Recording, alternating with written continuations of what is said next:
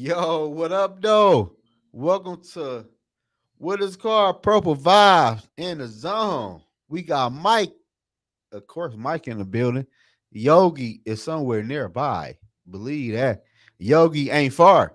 How the Vikings, Mike, gonna come out this 0-2 hole that we in? Shout out to Tony Bell, Tony in the building. You know what? I'm gonna say this right now. We gotta. I'm gonna be optimistic, right? We gotta Man, be talk that real talk. We man, be gotta talk real that though. real talk. Yeah, be real though. But I'm gonna be optimistic too, though. You know what I'm saying? Because I look at it like this: we're 0-2. We turned the ball over 7 times in 2 games, and we could have won both. Even though we turned the ball over 7 times in 2 games, we could have beat the Eagles and we could have beat the Buccaneers. So I look at it like this: if we could take care of the ball a lot better, and hopefully, I'm hoping they sign Dalton Reisner to help out with this offensive line, and Darisaw can finally be healthy instead of being hurt every other game. Shout out Krager. You know what I mean? Anything can happen. I feel you, bro. I'm gonna keep it real though. Even if we do sign Dalton Wisner, bro, he not in football shape, so it gonna be a minute before he even get on the field for real. But on the back end, though, He ready. He ready. you think he football ready? I think he ready. I think he been training up. He knows. He knows the Vikings was going to call him. He knew. He said, "Yo, y'all ain't gonna sign me now, but y'all gonna sign me Yeah, later because see, I know what y'all working with. but I know what y'all working with." but like Tony said, we can't run. Like I'm gonna tell you this though, I watched the whole game from the Eagles game, and everybody want to say Kirk Cousins in the offense and the defense. Listen here, man. The defense did its job, even though they gave up 100 yards on the ground. We held the Eagles to 10 points at halftime. And in the first quarter, we held the Eagles to 3 points, bro. The defense did its job. The offense ain't carrying no weight. If the offense was to get at True. least 17 or 21 points in the first half, we would have won that football game. It like the offense, to me, it like the offense is playing game. It like KOC and Kirk is playing game. It's like we will get behind, then we'll try to come back and put all the pressure on the defense to make it seem like the defense cost us the football game. You know. But You know what? We know what I just realized. What you just said. You said the offense is playing games, and then we would get behind it, and we would try to come back. Isn't that the same thing we did last season? But the results were different. The results were different. We were coming back and actually winning the game. So this is a new season. Even though the defense is better overall, in my opinion, I think the defense is better overall. You can't keep getting down, and you cannot turn the ball over this much. Like, it's all right. I'm gonna keep it real, right? We're gonna take one game at a time. The next game is the Chargers. Then we yeah, got the Panthers, and then we got the Chiefs. If we could somehow, I'm being optimistic. The best case scenario, of course, will be 3-2, right? In 5 games. That's the best case scenario. If we could somehow pull that off, then we definitely can make a run because I don't feel like our division is strong. I don't care right, about what the Lions are doing. I don't care about what the Packers are doing. And I definitely don't care about what the Bears are doing. So right. as long as we can win this division, get into the playoffs, anything can happen. But shout out to my worthless opinion. Shout out to Bob. Shout out to AJ in the building.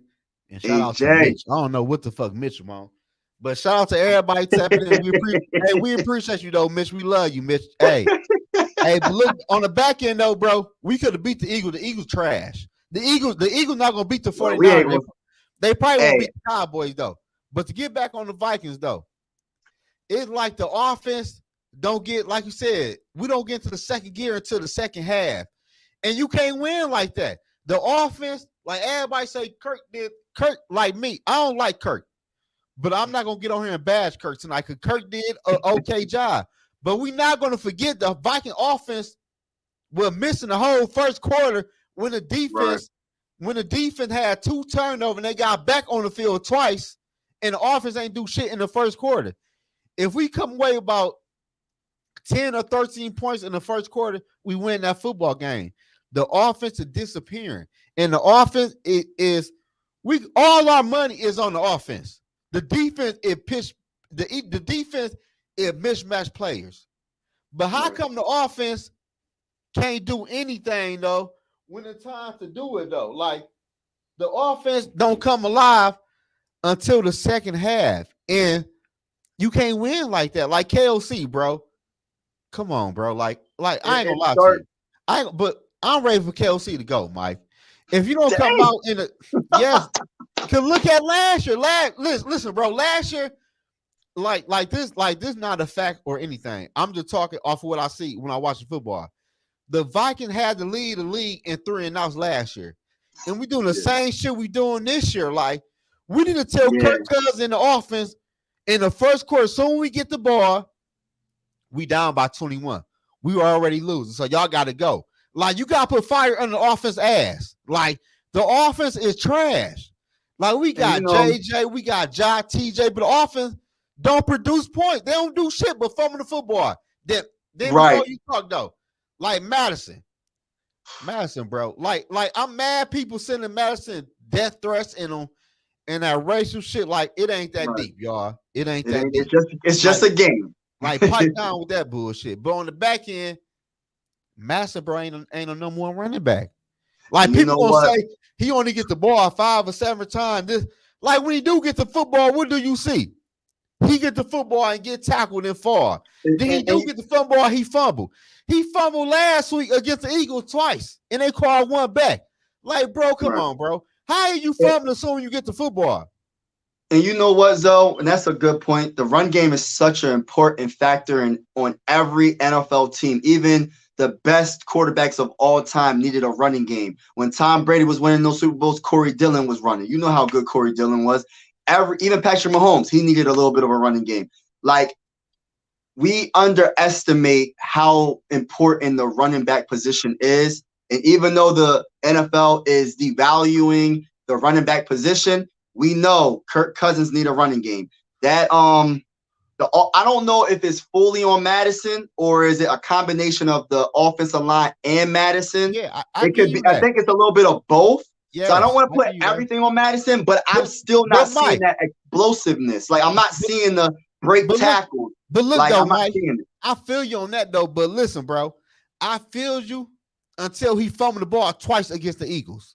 Yeah, Like, gotta come on, help. bro. But you Like, know, we had this fumbling curse. We had the fumbling curse the last couple of games. I don't know what's going on with the team. Everybody's fumbling the ball. So the number one thing for the Vikings to get back on the winning ways is to take care of the ball.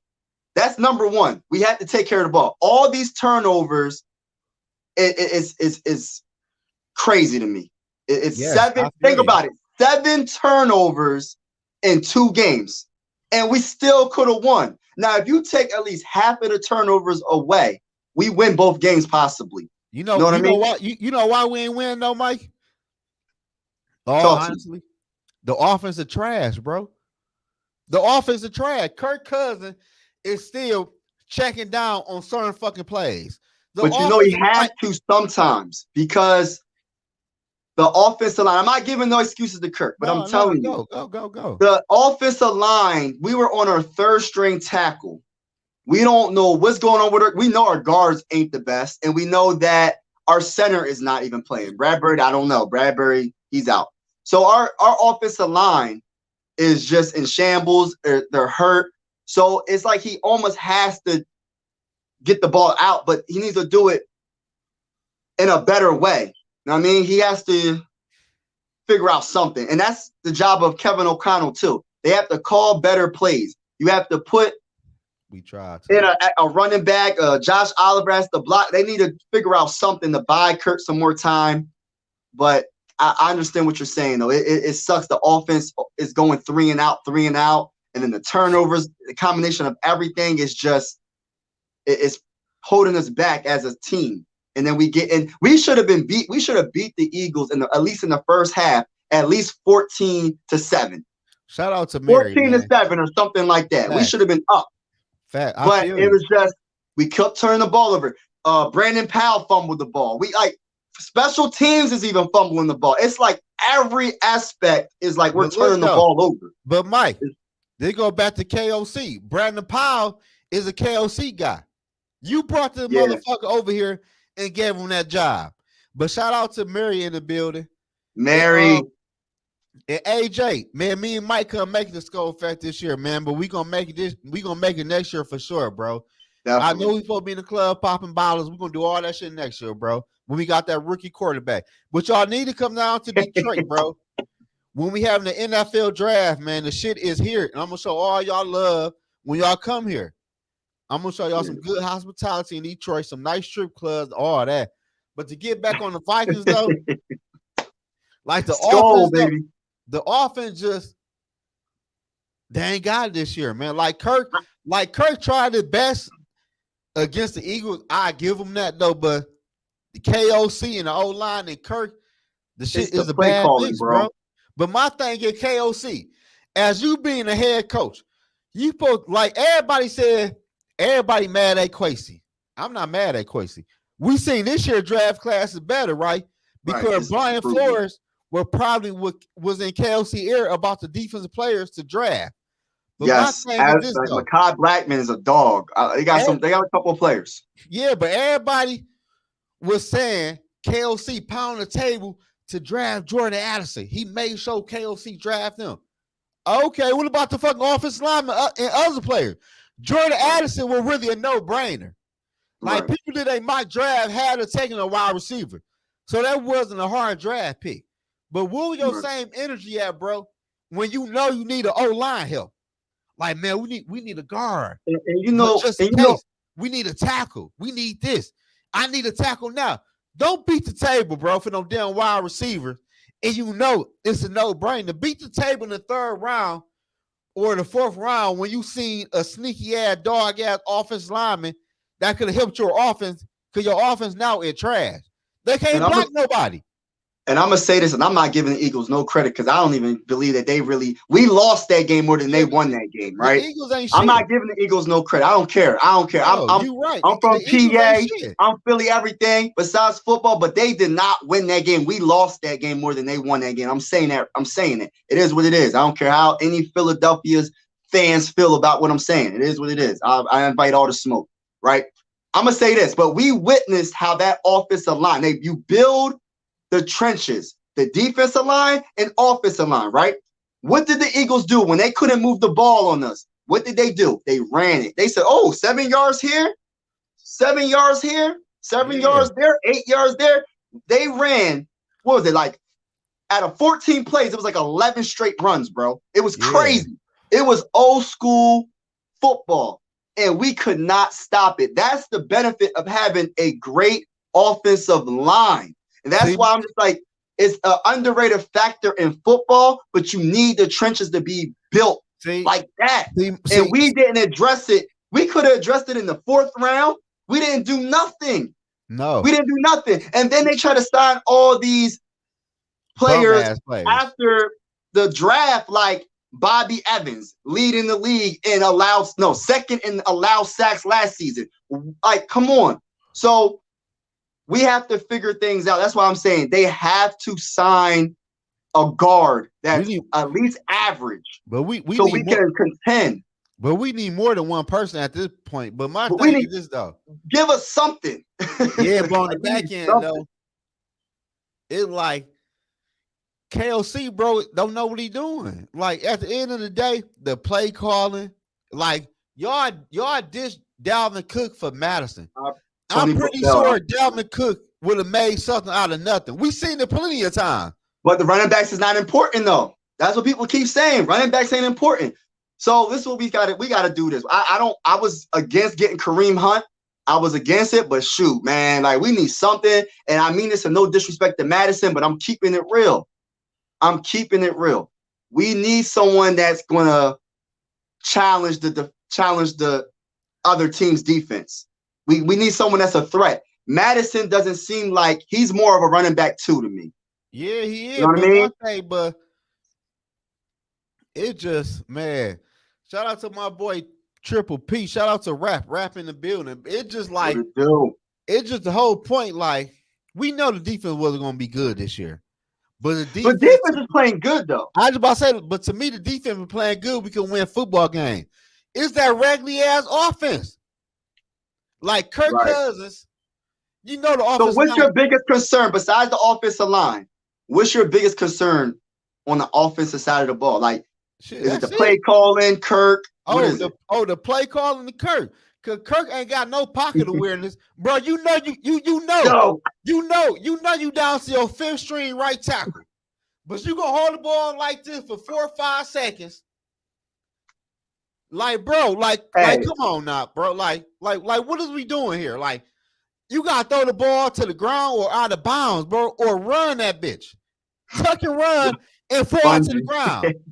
But to fumble the football, it's like the worst play for me was when we went against the Buccaneers and they didn't see Winfield Jr. doing that blitz. And I looked right at it. I said, yo, he about to blitz. I seen it. How did Kirk not see? How did Kirk not see that? That's on the quarterback to call protection that way. How did Kirk not see that? And he just was holding on to the ball. And it's just like, gosh, like he needs to be better with the pocket awareness. I don't understand that. I don't know. I'm not really sure what we can do to help that because he's 34, 35 years old. I think it's too late to learn that. But it's over with. But my thing is, it's over with, man. It's over with. Like people talking about trade him to the Jets. I mean, the Jets don't want Kirk Cousins. The Vikings not gonna make that move. But to me, not right now. We gotta be 0-5. At the end of the day, we gotta find us a court. Like I told you, Mike, numerous of times. I would look to the NFL draft before the season starts, so I'm not surprised. I've been told people, like if you look at my video months ago, I said in my video the O-line ain't never been addressed, and Cleveland is a bump, and Ingram is a bump, and Christian Darrisaw won't get a new contract. I'm trading his ass. I'm trading Chris. I don't care how nobody feel. The dude get hurt every fucking game. I'm trading Darrisaw. Huh? He hurt at week 2. We just played 2 games. He's already hurt. But I'm gonna say this for all the Minnesota Viking fans that's watching right now, and everybody that's watching. We in the zone, Purple Vibes in the zone. We are going to be doing a lot of mock drafts for the 2024 NFL draft. It's going to be hype. It's going to be lit. It's going to be fun. And we're going to have a lot of fun this next, but we're thinking about this. Let's think about this season. But I'm just letting you know, tune in. Yeah, tune in. But I told you, Mike, I told you I wouldn't worry about this season. This shit don't surprise me. I told you months ago, bro. I'm worried about next year NFL draft because I knew it was gonna happen. But I just look at it like this: we have so much talent on the offensive side, like the weapons. On the weapons, on the weapons we have, like the wide receivers and tight ends. We got O-line. I know, but if we just have to, Darrisaw has to be healthy. That's number one. That's the number one factor. He has to be healthy. Darrisaw, he's a bitch. Darrisaw and who else? We need Dalton Reisner. We need to upgrade. We need to do something in order for us to really contend. If we can do that, take one game at a time, there's a possibility we can, in our first 5 games, we can be 3-2. Never know. Yeah, that's cool though. But at the end of the day, bro, like the offense is we got the weapons. We just don't got the offensive line. Like Mike, which is that's why I was on the trade TJ Hockenson, bro. Like the Minnesota Vikings, they putting all the money on weapons. We ain't got no D line. We ain't got no dog ass linebacker. We ain't got no dog ass offensive lineman. But y'all study want to get wide receivers. Honestly, get JJ his money. Pay TJ. No, fuck that. We don't need to pay TJ shit. Trade TJ. We'd be okay with Josh Oliver, bro. All reality. We done paid TJ $17 million. We could use that money in a draft pick on an O line or a D line, and we got a draft pick out of the trade. Like, it don't make sense. Like, TJ Hockenson is okay, but how many games TJ Hockenson is gonna win for the Minnesota Vikings? He could win a lot if we had time. If Kurt had more time. Look at Jordan Addison. I made the video about this. Trade KJ and use Ja for the number 2. But people telling me, no, we need KJ. KJ did. Like, bro, No, at we the don't end of need the him. day, people gotta look at the future, bro. KJ on his last year. We could I'll we say could this. I admit, hey, you was on about that, definitely. I still think TJ is a good signing, to be honest with you.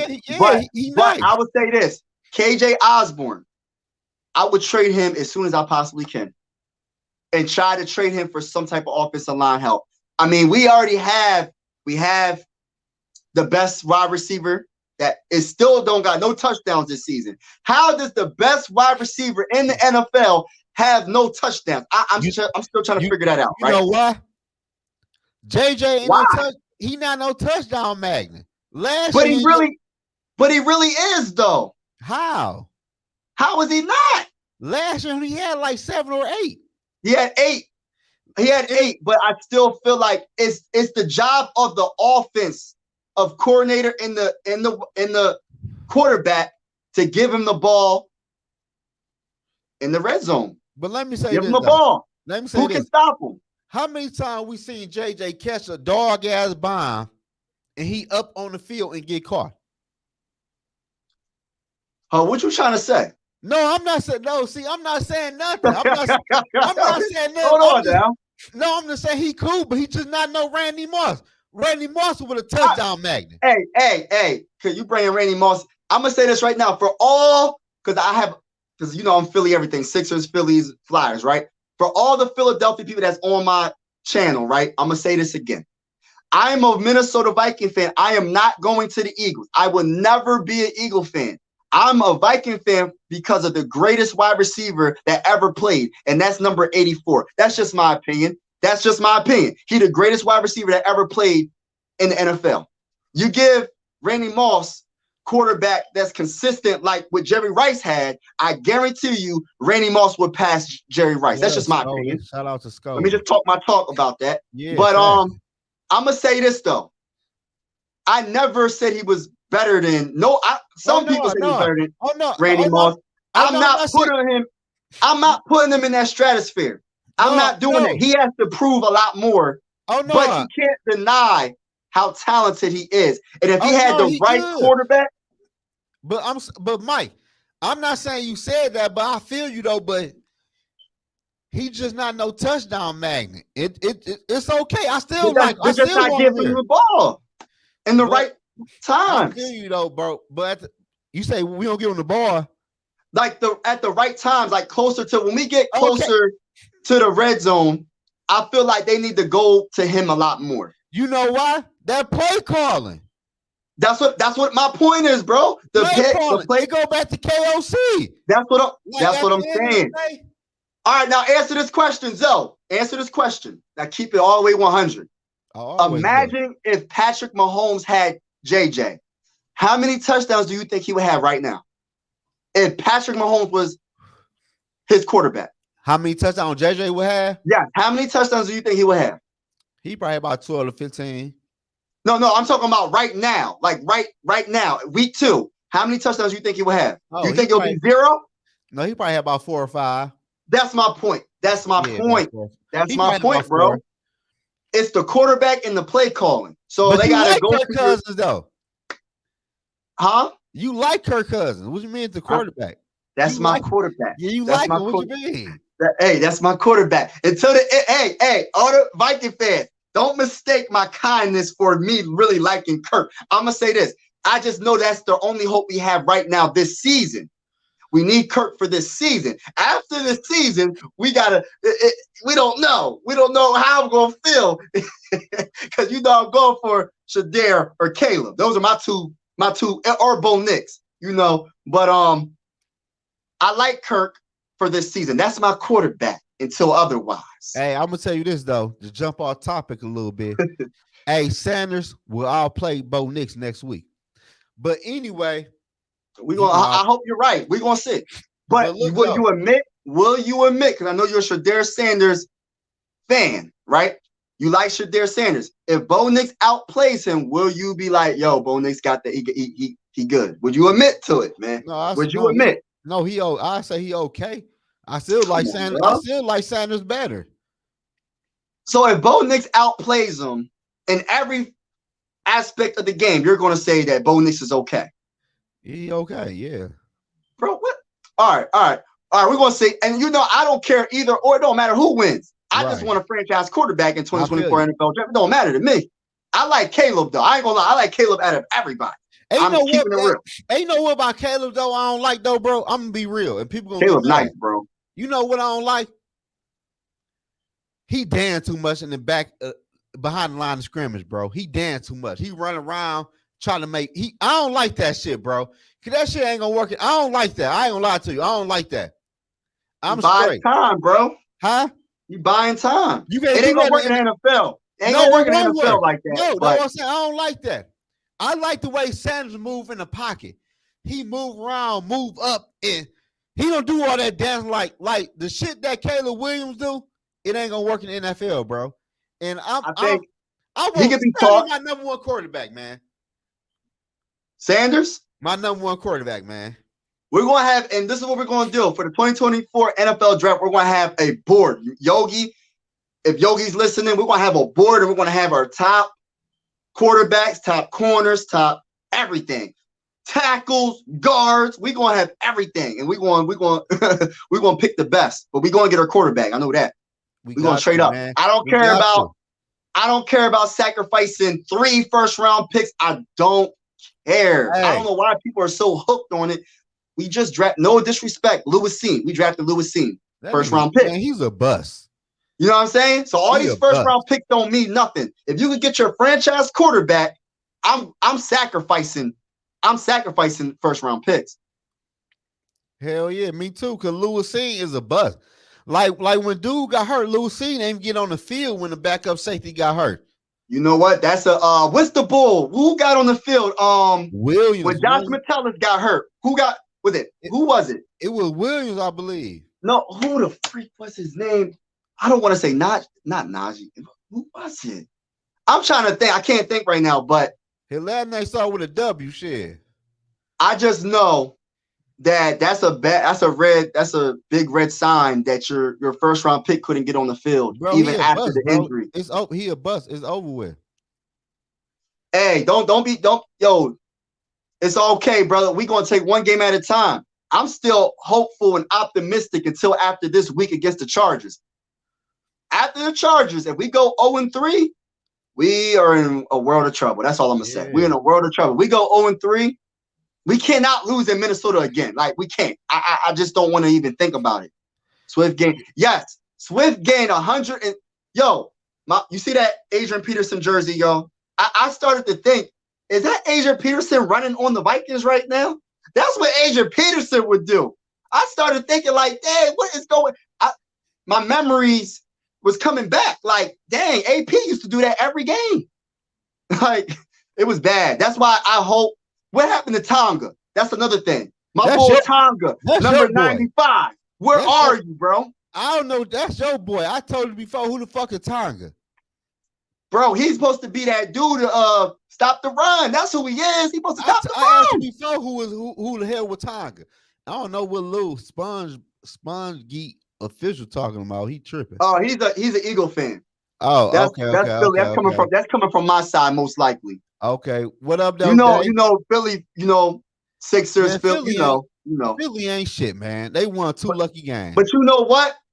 What I respect about the team is how they made that adjustment, and they said, "Yo, their defensive line ain't nothing. They're all like they just ran. They ran the ball all game." When's the last time you seen a team do that, bro? When's the last time you seen a team just say, "I'm gonna run it every single time"? And y'all gotta stop me. But the whole problem was, like, yes, they ran the ball a lot of times and got a lot of yards. But one time they had a whole drive for 9. They had 13 plays, 9 minutes, and no point. The offense ain't produced. The defense keep on giving the offense the ball, and the offense ain't doing shit. That's the problem. Because then that gets why the fuck are we paying the quarterback $35 million? And all this other stuff like TJ Hockenson, TJ Hockenson was a dumb signing. That was a dumb trade. So what I'm gonna do?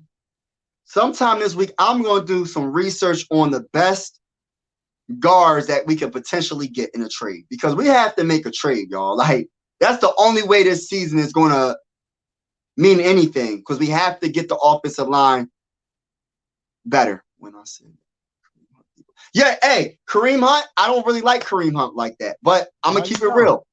I'm going to keep it real, though. We need him. We need a running back. You don't like Kareem Hunt? I'm not a big fan of Kareem Hunt. I'm be honest with you. I don't feel like he's all that. I feel like Patrick Mahomes made him look better than what he is. That's all I'm gonna say.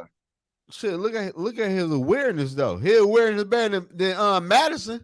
Yeah. But he had that guy with him too, though. I mean, come on. He had that guy.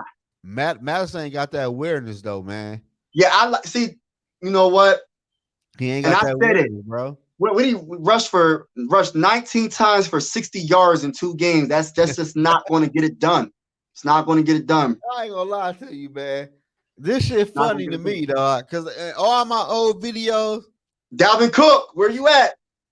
Man, KOC, man. I ain't gonna lie to you, Mike. RIP. They're gonna be here last year, man. It needs to be here last year, man. Yo, I ain't gonna lie. He gonna get fired if it mess around. Like, cause I was talking to Too Evil earlier. If we mess around and we just go 0-5 or like we really just start losing games, crazy, right? KLC might get fired. Like he really might get fired. But the crazy part is though, Mike, we lose games on the offense. It's the offensive that's losing us the games. Yeah. Last year it was the defense most of the time. Stop with Reisner. What you mean stop with Reisner? Tony, why are we gonna stop? We need him. We desperate. Tony, tell me why. Because we don't have nobody blocking. Yeah, well, I don't know what you mean about that. Reisner, we need something. Ingram. Ed Ingram ain't the answer. I'm tired of seeing Ed Ingram. I'm tired of seeing Darisaw hurt. We need something. That's a good point. That's why I said we need to try to trade KJ. We need to trade him ASAP. Because said that shit. His value is going to keep dropping. His value is going to keep dropping. He keep dropping the ball. He would have, you know what I mean? Hey. Yo, it's crazy how many fumbles we have, y'all. Like, what's going on with the fumbles, though? Like, I don't know, man. Out of the 7 turnovers, 6 of them were fumbles, right? Man, that shit, man. The Vikings 6 of them were fumbles. Kirk Cousins fumbling, Madison fumbling. What the fuck? Everybody fumbling. Wrong about Drake. He may light up go for defense like fire, but I'm still personally prefer. Me too, Minnesota. Minnesota Sports Talk with Al. Hey, Sanders to me is the best quarterback in this NFL draft. I don't care what nobody say. I'm gonna stand on that. Believe that. I think I got yo, to be honest with you, I got Caleb and Sanders, like right? Caleb. And Bo Nix. Caleb cool. Caleb, he damn too much, bro. He do that Johnny Manziel. You know the coach going to stop all that, bro. You can't Skol, baby, Skol. You know the coach is going to stop all that. He come to Minnesota, we're going to be so happy, bro. Yeah, I just don't want no leftover quarterbacks. We bet not trade for Kyle Murray. We bet not trade for no quarterback. And if it ain't Patrick Mahomes or Joe Burrow or Jalen Hurts, I don't want no or Lamar Jackson. I don't want no quarterback. Hey, look, I made a video about this too, though. I'll be making all type of video about all type of different things. But I made a video about, like, bro, after that, what had Jalen Hurts showed up after that fluke year last year? Hey, I'm going to say this. Last year. But after, like, Jalen Hurts got that dog in him, though. I'm not going to say he did good for 1 year. Like, I mean, the year for 1 year. Bro, it's only week 2, and they're 2-0. Regardless of what you're saying, bro, they 2-0. Bro, yes, they 2-0. And guess what? They 2-0. And guess what, Mike? They 2-0 because they depth on defense and offense. Jalen Hurts yet to throw for 200 passing yards in today's NFL. That's true. Because, he's using his feet. Yeah, he's using his feet a lot more. So I would say this. He's not using his feet. He ain't run for 100 yards yet. Listen, bro. How many touchdowns? He ran for 2 rushing touchdowns, bro. That's what I mean. He's using his feet near the goal line. He's using his feet. He's not using his arm. He played the fucking Vikings defense, man. We got bro. Daniel Jones a new contract. But this defense is different, bro. This defense is different. Bro. So you're telling me, hold on. And I'm not even I'm not an Eagle fan. Do not mistake me for an Eagle fan. Please don't. Jalen Hurts. So you're telling me right now that you think Jalen Hurts is overrated? Is that what you're saying? Yes, he overrated. How he not? Okay. Bro, he only did good for 1 year. So we crowned the quarterback. He only been in the NFL for 3 years, bro. Okay, what happened the first year? He wasn't good.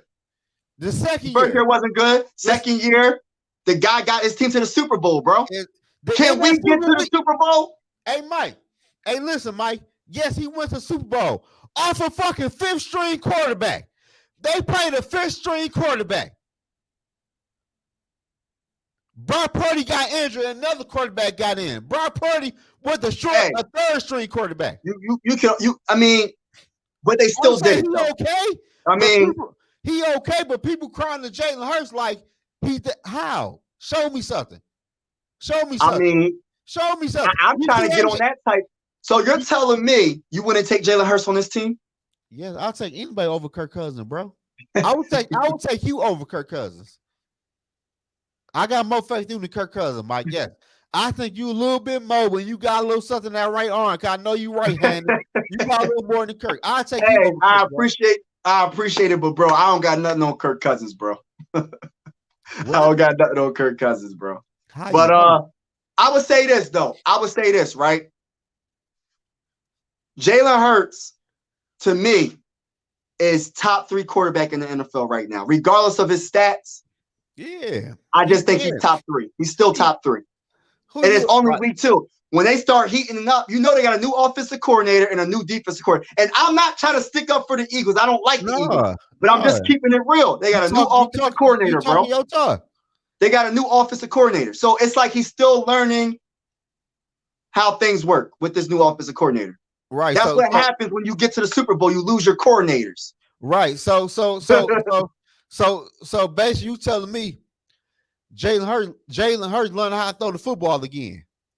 What I'm telling you is preseason is very important, even for the elite quarterback. Man, it's week 2 now, man. No. Listen, though, bro. The preseason is so underrated now in today's NFL. Like, why? All right, now answer this question, right? Why didn't the Vikings play our starters in any of the preseason games? Do you think if we would have had our starters play in the preseason, we would have known what we had, especially on the offensive line? I mean, we already knew before the season started. But it's like, damn, how do y'all not see it? But if we was to play our starters in the preseason, we would be like, all right, we got to make a move. We figuring this all out first week and second week of the season, bro. Well, they are. We already knew. They figuring it out. I disagree with that. They been knew the fuck they had on the offensive line. You had 18 weeks. They didn't know. How? They didn't know. Hey, Mike. Because why ain't they make a move then? Why ain't they draft anybody? I can't answer that question. But hey, Mike, we see Ed Ingram get drugged by a backup defensive lineman against Seattle. Like, what you mean? They said they make a move. Like, hey, everybody in the chat, right? Do y'all remember that play? Right? I know this is funny. Bradbury, remember that one play? What was the defensive tackle that threw him with one arm? What was his name? Tate? Did y'all see that? Yo. Yo. I remember that play. But who did he play for? I think who was it? Was it the Titans? Who did we play in the preseason? I can't even think who we played in the preseason, but I know somebody lifted up Bradbury with one hand, bro. I seen that and threw him on the ground. I said, well, dang, like, what else? Nobody wants right. Hold on, what's going on in the chat? I don't know. Why not? What are we? Am I missing something, Zoe? Yeah. Am I missing something, bro? Like, what are we gonna do with? We just gonna keep the same offensive line? Like the old line horrible. Then Christian Derrick started getting injured every play. Then bad back Bradbury, you can't depend on him. Then Ed Ingram is horrible. Hey, that's why I wish we would have played preseason, Zoe, because then that would at least be like, all right, they have no excuses. Oh, Yeah, we played preseason and they got dominated in preseason. So that means they had to have made a move. They didn't make no move, brother. But Mike, you keep on talking about preseason, bro. We see Ed Ingram. He was a starter, and they still ain't make a move. We see Ed Ingram get beat by a fucking second string defensive lineman, if not third string. I forgot. He did play preseason too. Yes, Yo, that's what I'm saying, though. And they still had to make a move. Hey, I don't understand that. Like, how do you get beat by second stringers and then you have the nerve to rest him for the last preseason? No, he needs all the practice he can get, all the techniques he can learn, because they have a fair. Yeah, I understand. Hey, go back to the one I see my name. I said something about Mike. Go back. I think it was like one comment or two. But yeah, they scared of injuries, right? But at the same time, look, we in the regular season, they're getting injured. Like we're in the second week, and our starter tackle, their cells already hurt. I mean, we got to get some type of practice besides.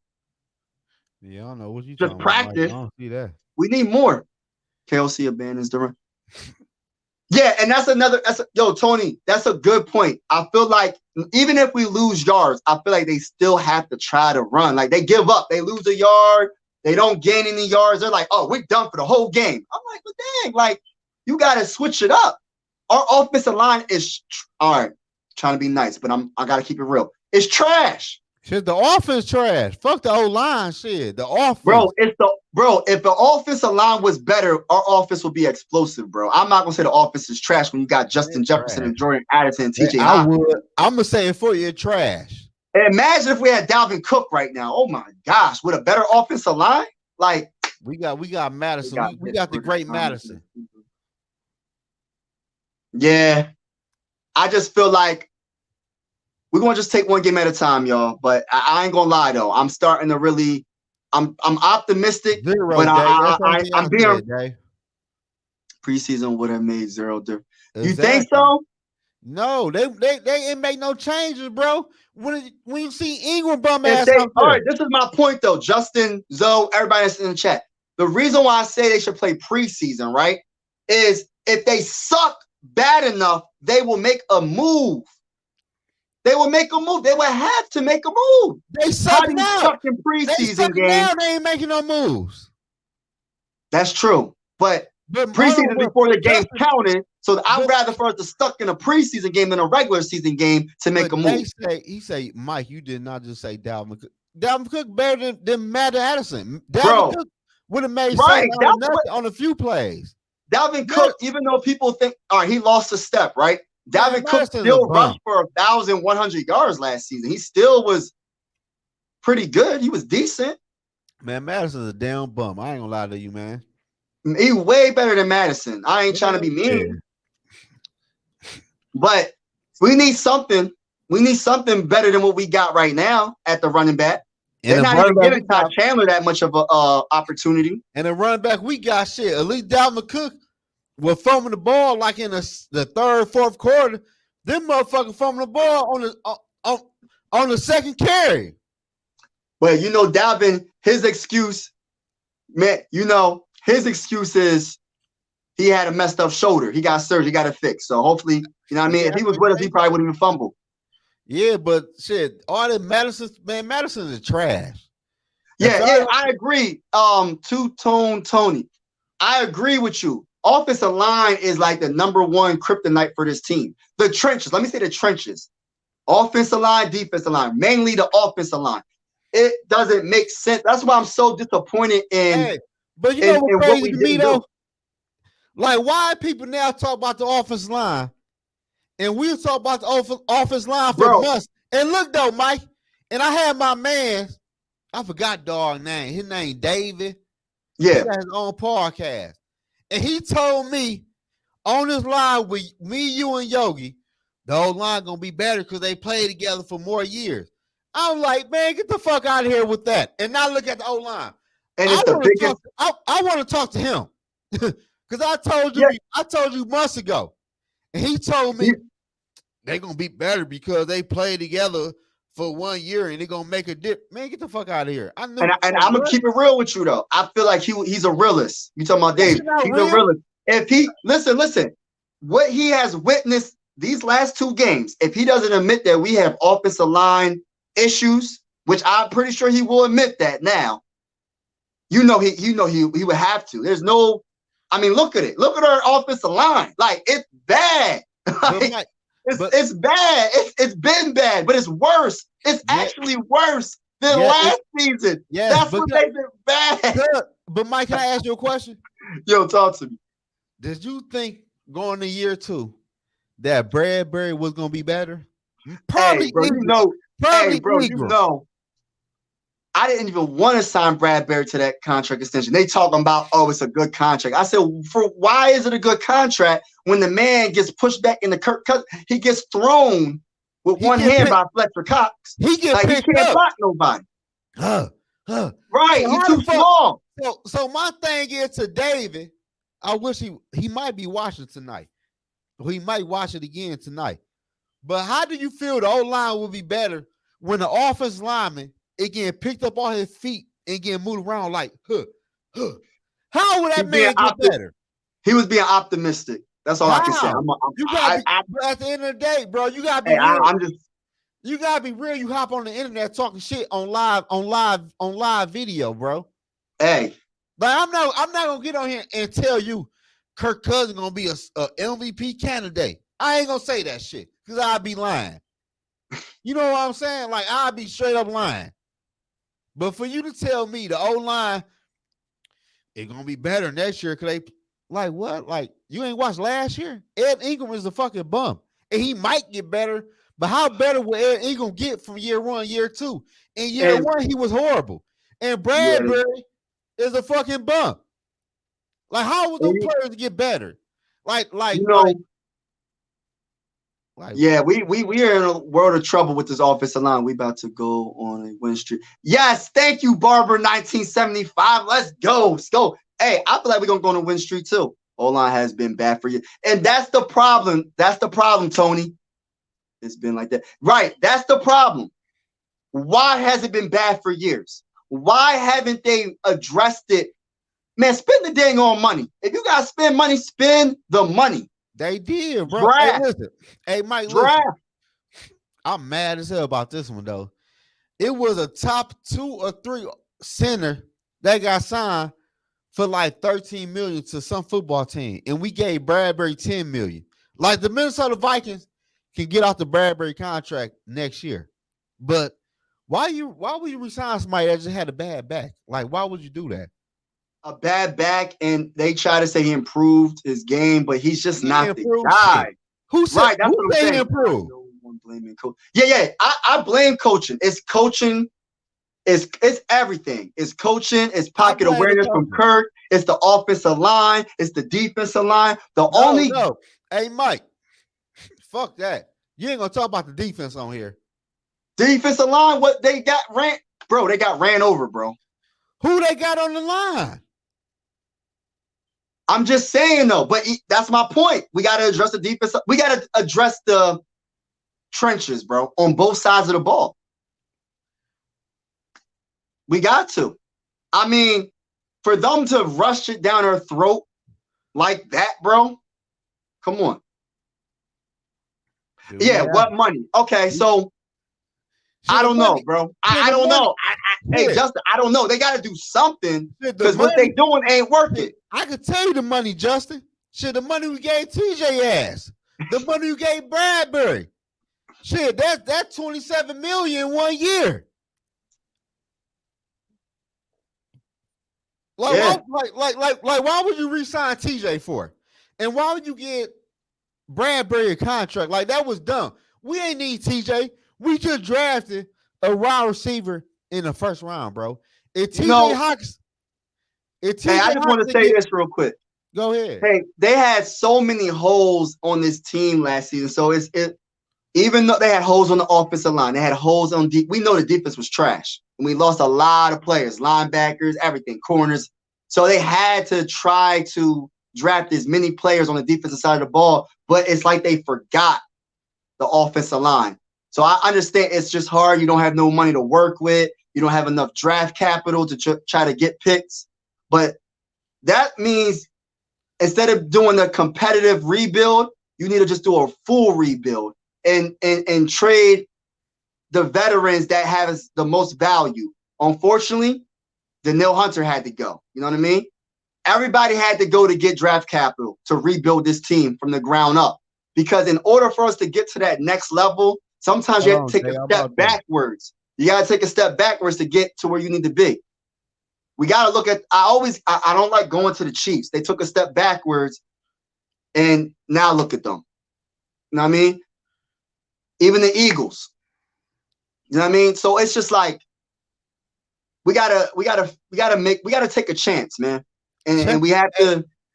Hey, Dave, check your Twitter on DM. I just sent you the link. Bad scouting and bad drafting, bad management, period. GM sucks. I agree, Gil. Yeah. Bad scouting, bad drafting, bad management. For real. Oh, he lying. He cap. Hey, do you cap as hell? You cap motherfucker. But Dave's about to hop on? Yeah. Good. So he can explain for himself about this offensive line. Like I said, I'm gonna keep it real. We're gonna take one game at a time. I'm not giving up on the season just yet, but it's not looking good, y'all. It's not looking good, y'all. Ty Chandler needs more touches. This guy is too good not to get touches. We need to try him more than Madison right now. Try him out. Hell yeah, man. And I don't mean that in no disrespect, but we got to try it out. It has to be more equal. Rush with Ty Chandler, rush with Madison. But the first thing we need to improve on is the freaking offensive line. The offensive line is the number one reason why we're in the situation we're in. Man, you know what I mean? So, oh, shit. You all right? You all right? Yeah. Hey, bro, what's wrong, bro? Hey. You tripping on? How you tripping on the chair? Aren't you sitting? Was you leaning back? Yeah, I tried to grab from my charger. You was leaning back. Tony, the link in the bio, man. And I'm waiting for Tony Justin to tap in. But look, at the end of the day, man, the offense is trash. I don't care what nobody say. Tony or Day ain't gonna change my mind on this raggedy ass offense. And I don't care. The offensive line, bro. It's everything, Mike. We seen Kirk Cousins last in the play calling. Hey, bro, listen here. I seen Kirk Cousins last week on 3rd and 4th, throw a fucking check down to Ja right in front of him, and he got tackled in the 4th quarter. It's everything. Hey, yeah, Kirk. We not gonna know what the shit Kirk is doing right now. Hey, Kirk ain't playing. I don't know why people are saying Kirk is playing all right. He's not. The dude turned the ball over. Yeah, no. 3-4 times this season. What, he got like 3 fumbles and 1 interception? He is the offense of this fucking raggedy ass offense we running. And why not Kirk calling no damn audibles? Yeah. Like you had control of the offense, they said last year. Why are you not calling the audibles, bro? Like, and give the ball to Jordan Addison a lot more. Give him the ball. Stop throwing the ball to KJ Osborne. Stop throwing the ball to him so much. Look though, Mike, this is another thing though. Where people like this is another thing. Oh man, my shit done fell down. Hey, look. I love the Vikings, but we got to keep it real, y'all. We got to keep it real. Hey, look though. I seen Kirk Cousins ass in the second half of that Eagle game. His ass looked immobile in that second half. He was moving around in the pocket and everything. In the first half, he ain't do shit. Oh, yeah. And, Bob Sweet, that's a good point. All right, we're weakest in the middle of the offensive line. Bob Sweet, thank you for saying that. Why are we running up the middle? You run on the outside, not the middle. It's like, yo, we are fans. I know the coaches got to be smarter than us when it comes to running a football team. They have to be, right? They're getting paid millions of dollars. Why are they running up the middle, especially against that defense? That defense is the worst defense to run up the middle. You got to run on the outside. What was they thinking? What the freak was they thinking? Like, I don't know what to say. Like, it's like they're trying to look. They're doing too much. They're doing too much. Hell yeah. Straight up, Skull for Life Barber. You right about that. I ain't watch that Netflix shit though. I don't give a fuck what you do in your personal life. I know what I say on the football field. Yeah, hey Gil, I'm so with you with that, right? I'm just trying to get through this season. Once this season is over, it's 2024 NFL draft, and we're gonna see what happens. But it's Yeah. like this. I still don't want to give up on the season because I feel like the division. I do not want the Lions to win the division, yo. Like I don't want the Packers. It might be the Packers. Shit. Jordan Love, I hope. Look, this is another thing. I hope Jordan Love is not a franchise quarterback. We are in trouble. The Lions got their quarterback. The Packers got their quarterback. Like, I don't want to. I don't know about the Bears. I don't know if Justin Fields is that guy, but yeah, my nigga's a bum. But I'm just like, dang, Jordan Love looked real good. It's like, damn, like, can we do something? That's why I'm like, yo, let's draft a quarterback. Like, I wouldn't even mind seeing, like, depending on how the season plans out. Like, say we go like 0-5, right? I wouldn't even mind seeing Jaren Hall play. Like, I want to see what he has. Like, I don't want to see Kirk. If we are 0-5 or 0-6 or some crazy record like that, like, play Jaren Hall and see what he got. Yeah, just man, the offense, man, just KOC shit. Like I said in my other video, I'm gonna keep on saying that too. It's like, bro, you ain't had no play design for Jordan Addison, bro. I've been said that I want to see more Jordan Addison than KJ. I'm tired of KJ. We should trade KJ as I've been said trade KJ. I'm straight on KJ. We don't need KJ here, bro. We signed TJ to the new contract. We got Jordan Addison. We got other wide receivers. Like, go get your other quarterback, man. It's a fucking offensive lineman. Gary, I said that a little earlier in the live. Like, when you say competitive rebuild, and I understand because I know Tony's going to say this. I already know Tony's going to say it. I know Justin possibly will say this too. They're scared to do it because they just want to get ticket sales, right? They don't want to be too sucky. They want to be just okay. I understand that, but you're going to mess around and lose the fan base if you just want to be okay and barely get into the playoffs. And realistically, we all know we ain't going to do nothing in the playoffs when we get there. I don't want to get back into the playoffs last season, but let me just say this real quick. How did we lose to Daniel Jones? Like, just think about the shit, right? Just think about it real hard. Like, we literally made him look really good. He got a contract extension, y'all, off of us. What D Wood talking about, Mike? Y'all start talking about quarterbacks. Like, why? Hey, D Wood, you're welcome to come on, bro. Yeah, what you mean? But he's talking about because we got Kirk Cousins. Tony. I don't see the link. He don't see the link. I dropped the link in the chat. I'm just tired of, like, all right, Kirk Cousins is my quarterback for the rest of the season. Yeah, that's but y'all know how I feel. Y'all know how I feel, and I hope that I'm hoping Kirk does good. I'm hoping he does, but we all know. We all know the vibes. I don't see. Okay, send kid. I've been said that. Yes. Yeah. Send them there. And actually Zoe made a video, I believe, about that. Send them to KC. And watch he end up being something with Patrick Mahomes. Watch. He's gonna end up being like a okay wide receiver. Like a real, like actually above average wide receiver with Patrick Mahomes.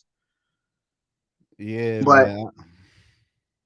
But yeah, overall, the defense played really good the last two games. It's just now there's the kryptonite, and that's the stopping the run.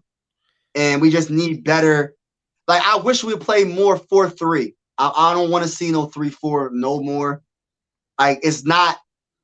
I don't know, man. I never thought 3-4 was a good defense. I just never thought it was a good defense. Like, maybe I'm just thinking about, like, when I think of the great Viking defenses, and I'm thinking of Pat Williams and Kevin Williams and Jared Allen. And the link.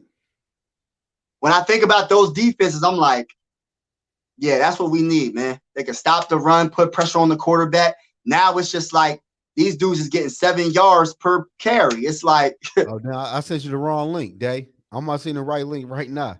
Oh man. Yeah, I sent the wrong link. And to Tony. So how do y'all feel, man? How do the Viking fans feel right now?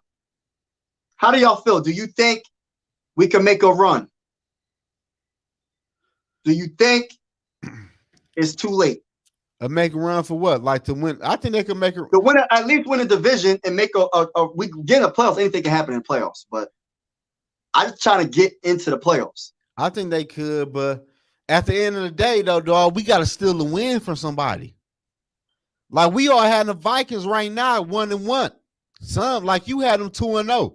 Like some people had the Vikings going 1-1. Like we got to steal a win from somebody.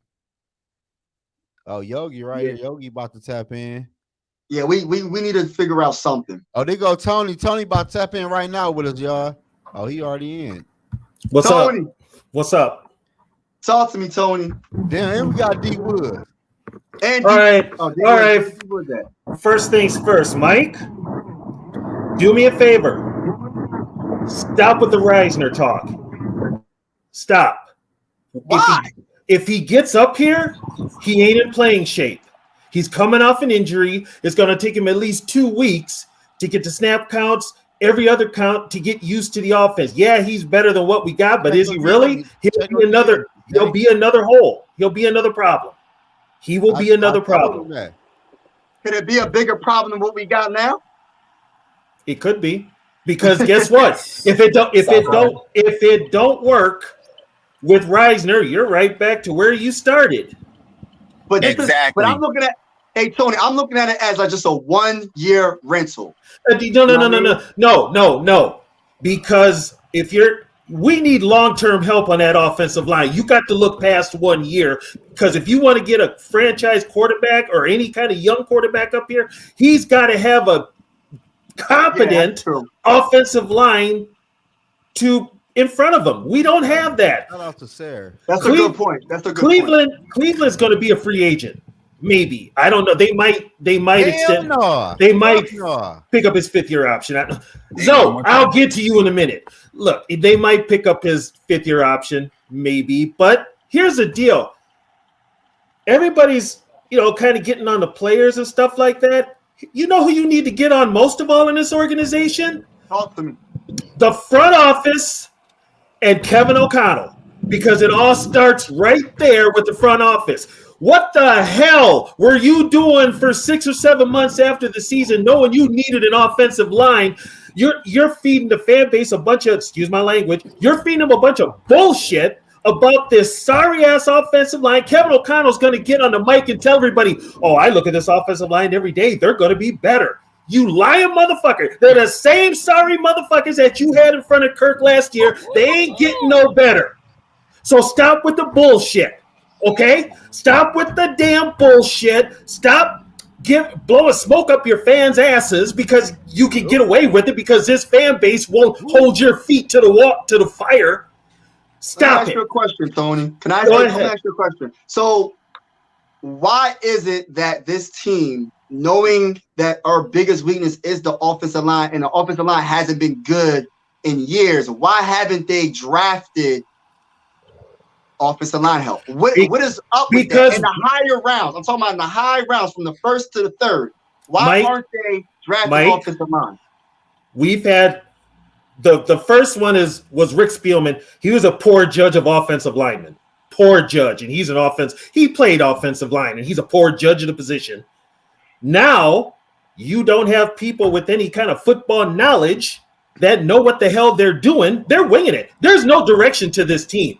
Wow. None whatsoever. You can see it. KOC is way out of his league as far as play calling and head coaching goes. I'm sorry. Last year, the worst thing that could have happened to him last year was winning 13 games. But y'all hear me though? Yeah, we can hear you. We can hear. I'm sorry, I'm going off. But I love it. Keep on going, Tony. Keep on going. All right. Okay. Now. Okay, Zoe, sit back for this one. We're going to talk history here, okay? Here's the deal. I'm looking at the offensive lines and the defensive lines of this current team, And it's the biggest fucking joke I've ever seen on a football field. Both sides of the ball. Especially when you've got a team with the tradition that the Minnesota Vikings have with offensive line and defensive line. Especially defensive line. What you got out there in the defensive line right now is a damn joke. But teams aren't going to throw on us anymore. Guess what they're going to do? Run the damn ball. It's that simple. It's that simple. Run the damn ball. Run the damn ball. I'm just running the ball. Man. I'm running it. I'm not throwing the ball unless I really have to, just to make my quarterback get some stats. That's it. I'm running the ball. Right. And once again, that's your offense, that's your front office, and your coaching staff. They didn't do shit to upgrade this team. This front office went in with the attitude that we won 13 games last year. We're the team to beat. Well, guess what? You weren't exactly that dominant in your 13 games that you won. And then your asses got blown out in the playoffs. Hey, question. Who was the defensive tackle drafted in the 5th? Was it Roy? He's been inactive. Played? I don't remember him. Did he play? Just in preseason. He hasn't played. He's been inactive the first 2 weeks. This is what I'm saying. Like the trenches is where we lose every year. We don't address the trenches, man. We don't address the trenches. I don't understand it, man. And Justin's already looking forward to next year. And then we got to Ed Ingram 2nd round, man. Gosh, man. It gets worse. It's frustrating. It's frustrating. And here's the thing, and it's frustrating for a diehard fan like me, a fan of 50 plus, for a fan of, don't matter how many years you've been a fan. If you are a fan and you find this shit that they're feeding us acceptable, that's on you. This fan base needs to start demanding better. They need to start holding the front office and the coaches' feet to the fire. And the owners. And the owners. Starts at the top. It starts at the top. I'm ready for the Wolves to sell this damn team. I am. I'm ready for them to sell this team. Oh, don't, dude, really? No. Really? No. Really? Really? Really? Hey, you know what's going to happen, right? You know what? You were on thin ice with the Reisner deal. Now you're going down like the Titanic. I got a point though. Because really? What was the team that they were trying to buy? It was P. Diddy, Oprah. It was a team that they was recently trying to buy. Wasn't there a team they was trying to buy? They were looking at Washington.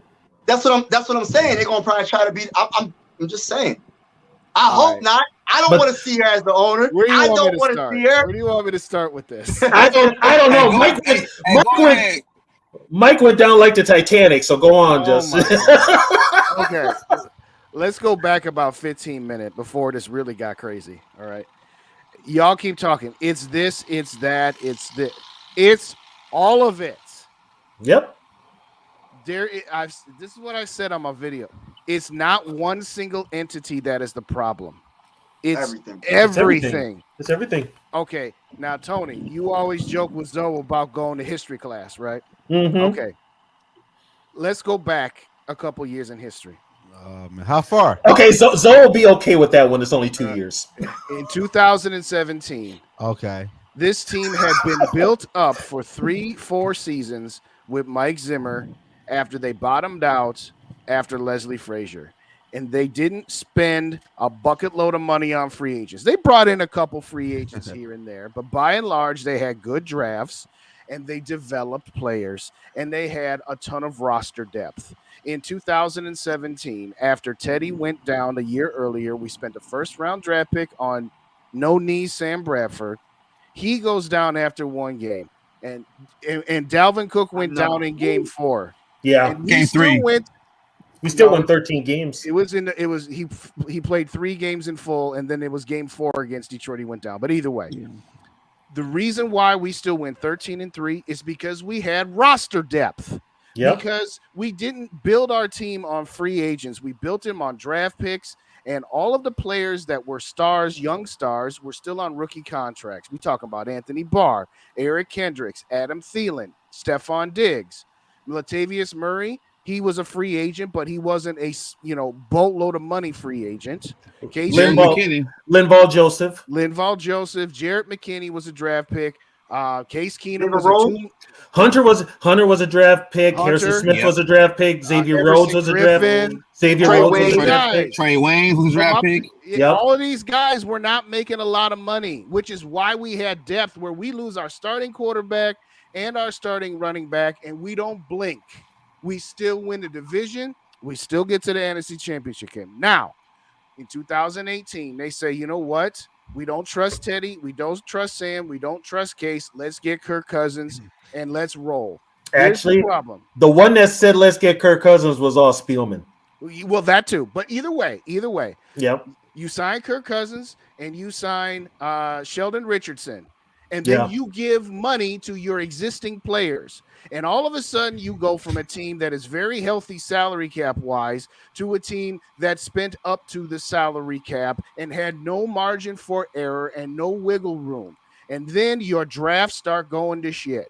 You draft Laquan Treadwell. You don't have a first-round pick because of Sam Bradford. Then you draft Mike Hughes. Then you draft Garrett Bradbury. Yes, in 2020, you get Justin Jefferson, but instead of getting Antoine Winfield Jr., you take Jeff Gladney.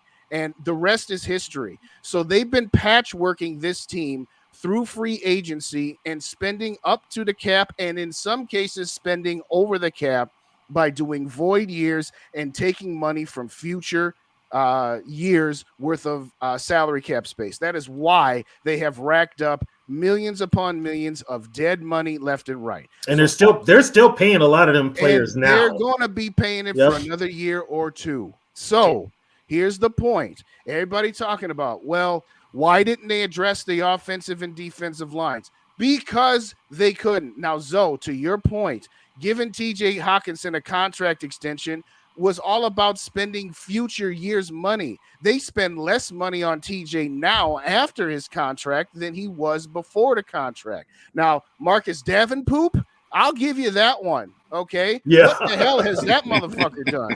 Absolutely nothing. Josh Big Oliver, zero. Number zero. We like Josh. Who is that, by the way, in the dark over there? That's D-Whip. Okay. All right. I wasn't sure who the hell that was. That's fine. What's up, D-Whip?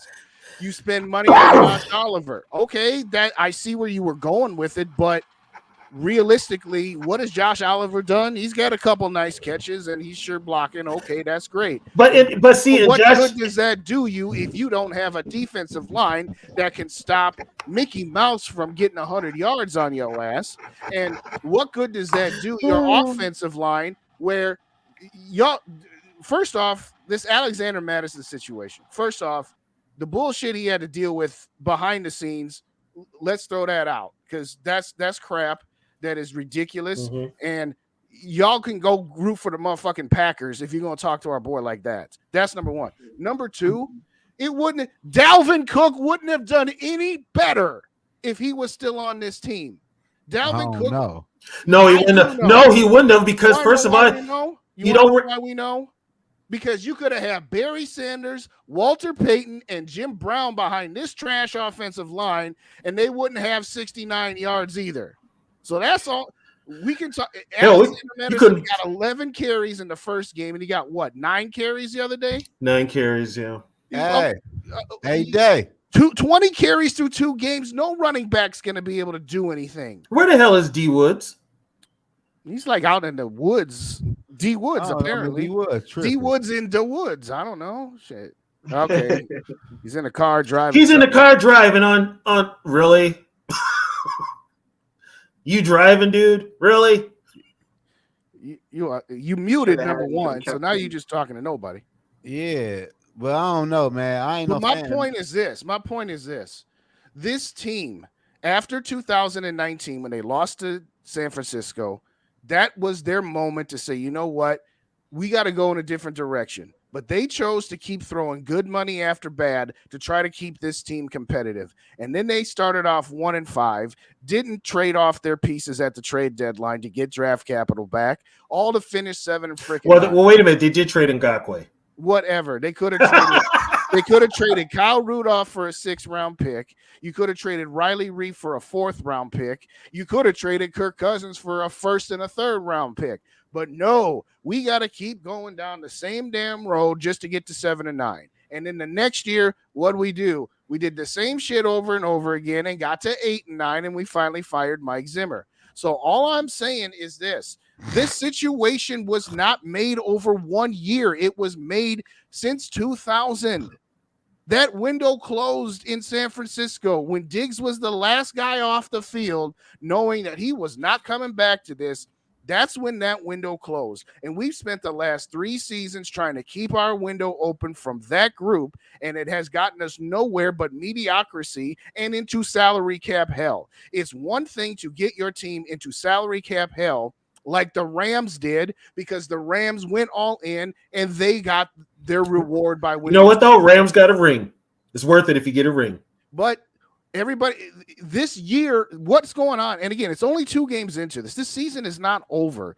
And Right. It's not. So I'm not ready to throw the baby out with the bathwater. But what I am willing to say is we shouldn't be surprised by this. If you've been paying attention to how many bad contracts they have given out, and I'm not even going to get into Kirk Cousins. I'm not getting into Dalvin Cook. I'm not getting into who they gave the money to.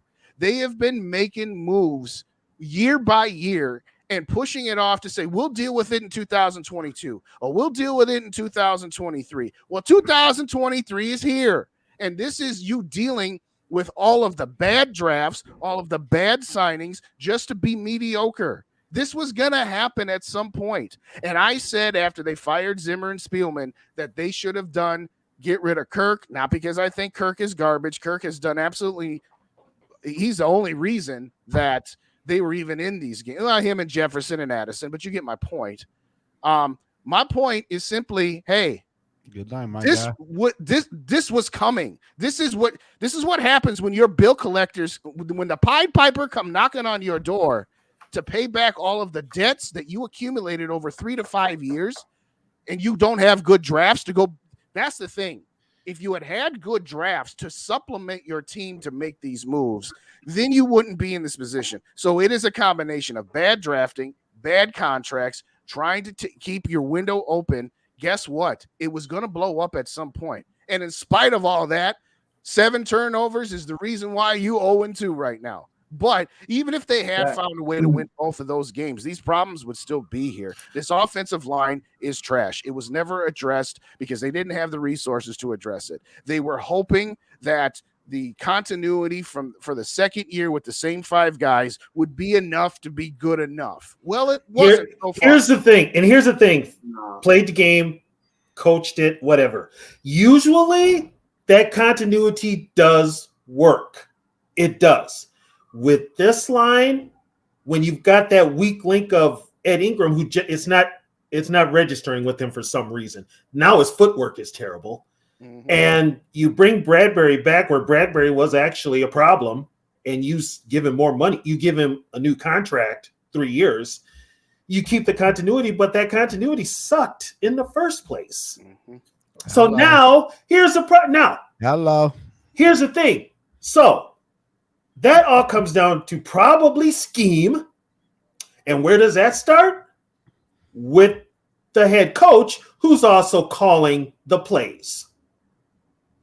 That's problem number 1 through 3, 4, 5, and 6. He needs to give up play calling. He needs to, and I think I'm telling you now, KLC's over his head. He's over his head. So we just got to fire everybody. Everybody know that. He's in over his head. So here's what's gonna. He don't know what the fuck he doing. So this is where the problem's gonna be. If this team, if they hit that kind of landslide where they lose next Sunday, you're gonna see some dissension in that locker room, and it's gonna be Flores against KOC. Yep.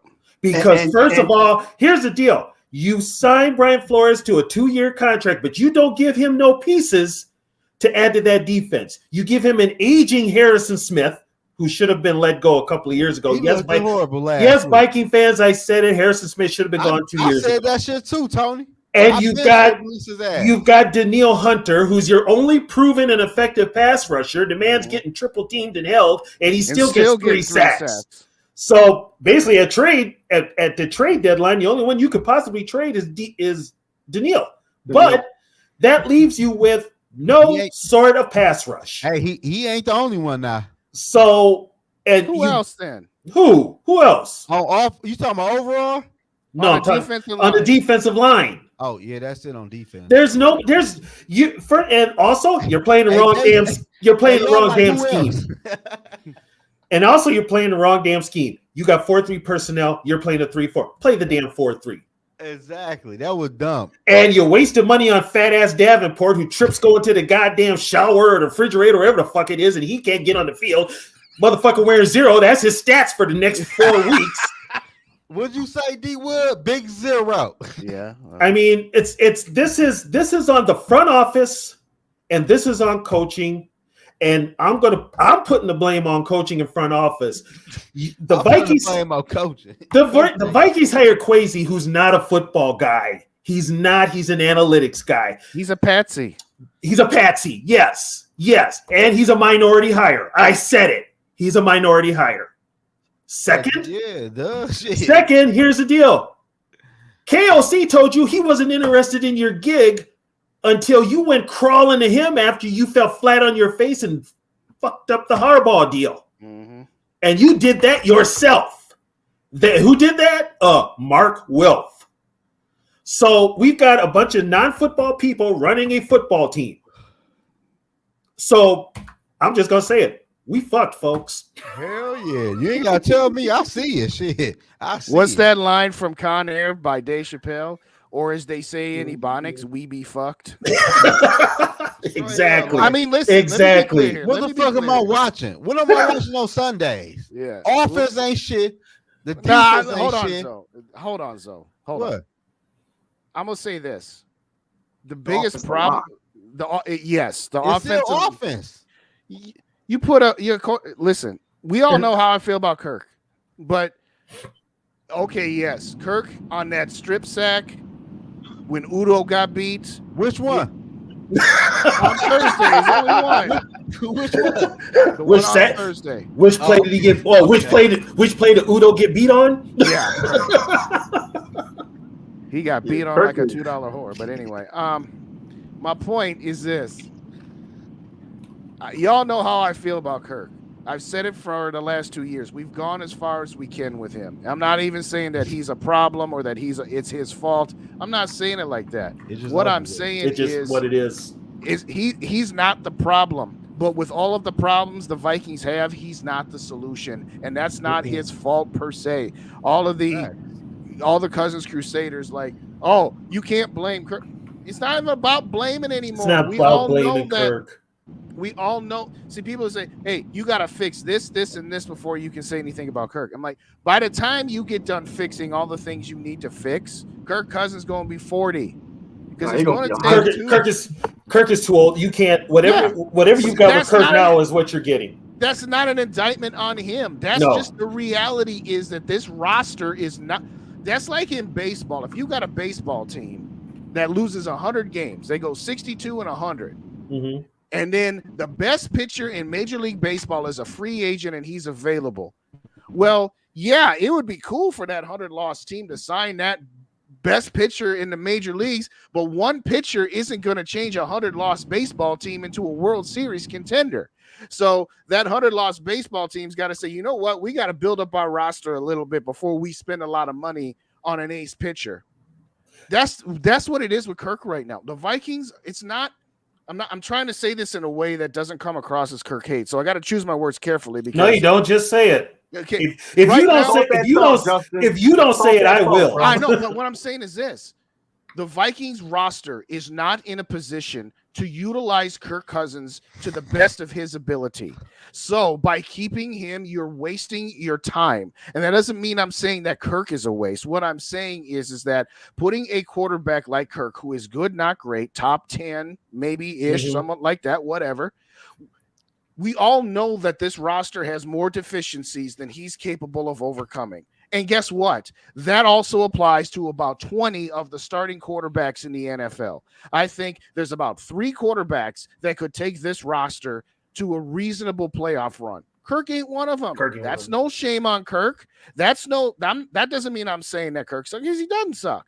What I'm saying is that you have an ace starting pitcher who, even an ace starting pitcher only affects 1 out of every 5 games. So the analogy is that we are already at the point where we know that the Minnesota Vikings cannot go where they want to go with Kirk as their quarterback because of all of the other deficiencies. And you can't keep Kirk around for $45 million and then still try and fix the other deficiencies. That's not a knock on Kirk. That's a knock on the last 3 years of the front office, the owners, the coaches, and every other damn thing that has gotten this into this. So no, it's not the wise move to keep Kirk. It's not the wise move to re-sign him. The wise move is to get some value in return for him while you still can, as opposed to just letting him walk at the end of the season for absolutely nothing.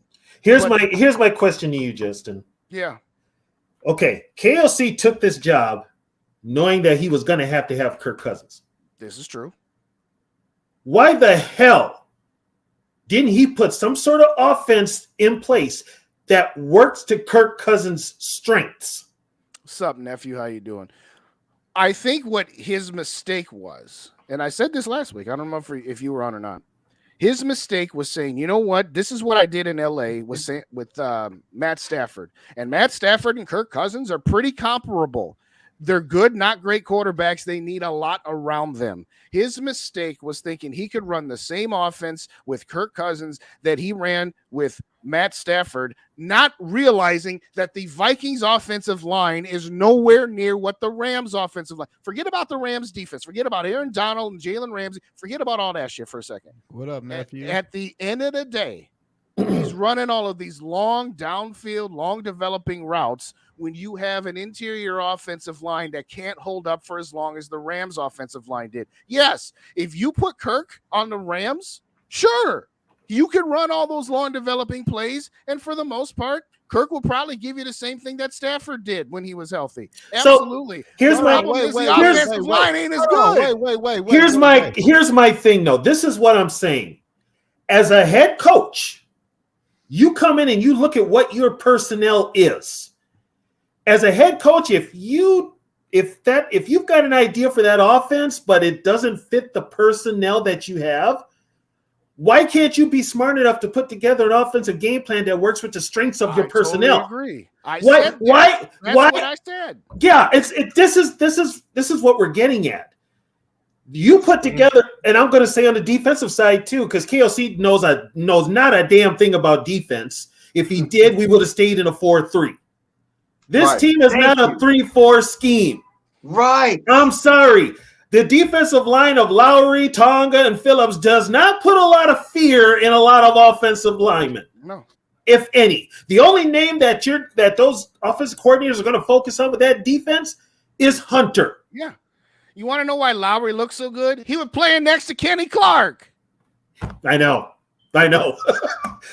Okay. And who was out? And who was Kenny Clark? And who was outside of him? Rashad Gary. So Rashad Gary is Daniil Hunter. Okay. Yep. Dean Lowry is Dean Lowry, and Kyrus Tonga is Kenny Clark. And there's a reason why Kenny Clark a little bit better than Tyrus Tonga. I like Tyrus Tonga. I was hoping for more than what he's shown thus far. Yeah, but he's got it right now. Kelsey had hit. Kelsey was just beating his ass on Thursday. It wasn't even funny. Yeah, Kelsey was it. Now, put it this way: against the Chargers, they might have more success because their offensive line ain't that good either. No, it's not. It's not. So it could be a complete different game. How's the defensive line? Well, Bosa's hurt. Bosa's hurt. He's hurt. Right. So the only one they got is Khalil Mack. Next week. Only one they got is Khalil Mack. That's enough for us. To answer your question, to fuck us up. And to answer your question, this has been building up for forever, for the last 3 years. And last year, we all had a great regular season experience watching a team under a first-year head coach after a 7-9 and 8-9 season go 13-3. But let's call it for what it was. It was fool's gold. It was fool's and gold. Don't get me wrong. I got to take my daughter to the Indianapolis Colts game, and it was a fun time. That was her first game. Second game was the preseason game against Arizona. But my point is that, yeah, that was fun. But what did it get us? It delayed the inevitable. They should have. Well, here's what's going to happen at the end of this season. Regardless of how it turns out, they're going to move on from Danielle Hunter. They're going to move on from Kirk Cousins. They're going to move on from Harrison Smith. And we're going to try to figure out a way if we can be an 8-win team next year. And that's what we should have been doing last year, because then this would be year two of the restart, as opposed to 2024 being year one and 2025 being year two. I said this to Mike when we was doing a show on Monday night. I said, I don't want them to run it back and delay the inevitable by 2 years, because we're already 3 years behind. This should have been done in 2020. Yeah. And what really pisses me off about that, all right, fine. After 2019, you didn't want to accept that the window was closed, but you started off 1-5 in 2020. And guess what? That was the COVID year. Nobody was going to the stadium anyway. That was the perfect time. So where you're not, you're afraid that if you just trade off pieces right now, that people are going to stop coming to the games in November and December. You already had that built-in excuse in 2020 because there's nobody going to those stadiums.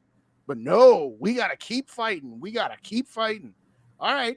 I mean, if I'm being the optimistic side, I picked him to go originally. I picked him to go 10-7, and then I moved it up to 11-6. And the first 7 games, I had him going 3-4, losing to Philly, Kansas City, San Francisco, and I picked him to lose to Chicago because I figured they're going to lose one game. Well, then I changed it to say, all right, we're going to beat Chicago, so we're going to start off 4-3. All you got to do is beat the Chargers, the Panthers, and the Bears, and you're right back to your original 3-4. And then you got that 5-game stretch in the middle of the season up until the bye week where you go to Green Bay and Atlanta and then host the Saints. Then you go to Denver and then you host the Bears. You go 4-1 in that stretch, and you're 7-5 into the bye week, and you're right back to where you started, where you're hoping you win your division and then you get in and see what happens. And luckily we're in a weak division. Yes, that's we're in a weak division. That's it. So, no, all is not lost. But when you have 2 winnable opportunities and you don't take advantage of them, that puts a damper on it. This team, the way it was built, with all of the holes that it has that you were hoping to overcome, means you have very little margin for error. And by losing to Tampa Bay, you now have no margin of error. And by not taking advantage of the opportunity to get some back in Philly, You've got no margin for error for the rest of the year. But Justin, here's the problem. They knew these holes. Yes. They knew them. They didn't address them at all. But here's I agree. Yes, JJ. Wow. I live in Minneapolis. Yeah, he lives in Minnesota. Here's what I will say. Skull TYA, I'll get back to that one. Star that one from Skull TYA. We'll bring it up in a minute. You don't have to bring it up now, but star that one so I don't forget it. Oh, yeah. Star that one. Just hit the star button. And that way, whatever, that's fine. But what could they have done differently with the very limited amount of cap space that they had? Because, again, I'll remind people, they started the offseason $20 million over, and they had to make moves like getting rid of Thielen, getting rid of Kendricks, just to get back to even zero. They didn't have any money. Yes, okay, Davenport and Oliver and all these little minor. I mean, Byron Murphy Jr. Okay, we like that. Well, if what I hear, what did they pay Davenport? $13 million? $13 million, but guess what? It's only 6 this year. It's only 7 this year, and it's 6 next year. He's got 6. This 1 year, $13 million contract. He's being paid $7 million against the cap, and he's got $7 million. I'm gonna get it right now. That gets back to Skull TYA. You're giving me a headache, Justin. Stop. I'm just keeping it real with you. Hold up, I'm gonna get it right now. I'm gonna get it right now. Oh, do you got that though? But the Vikings should have signed some damn offensive linemen. Well, and here's my thing with the offensive linemen. What the fuck? Here's my thing. Okay, first of all, what scheme are they running? Because I have no idea. Second of all, they have no idea what they're running. Right. Second of all, who's coaching these guys? It's a former offensive line. It's Cooper, the former Bronco offensive lineman, who he sucked, by the way. But I could tell he sucked. I mean, what are they doing? There's no direction to this team. No, what are we doing? There's no direction to this team, and that's what pisses me off. They're building. You know what they're doing? They're building a fantasy football team, but the rest of the team ain't shit. That's why would you sign Darrisaw to an extension? Who?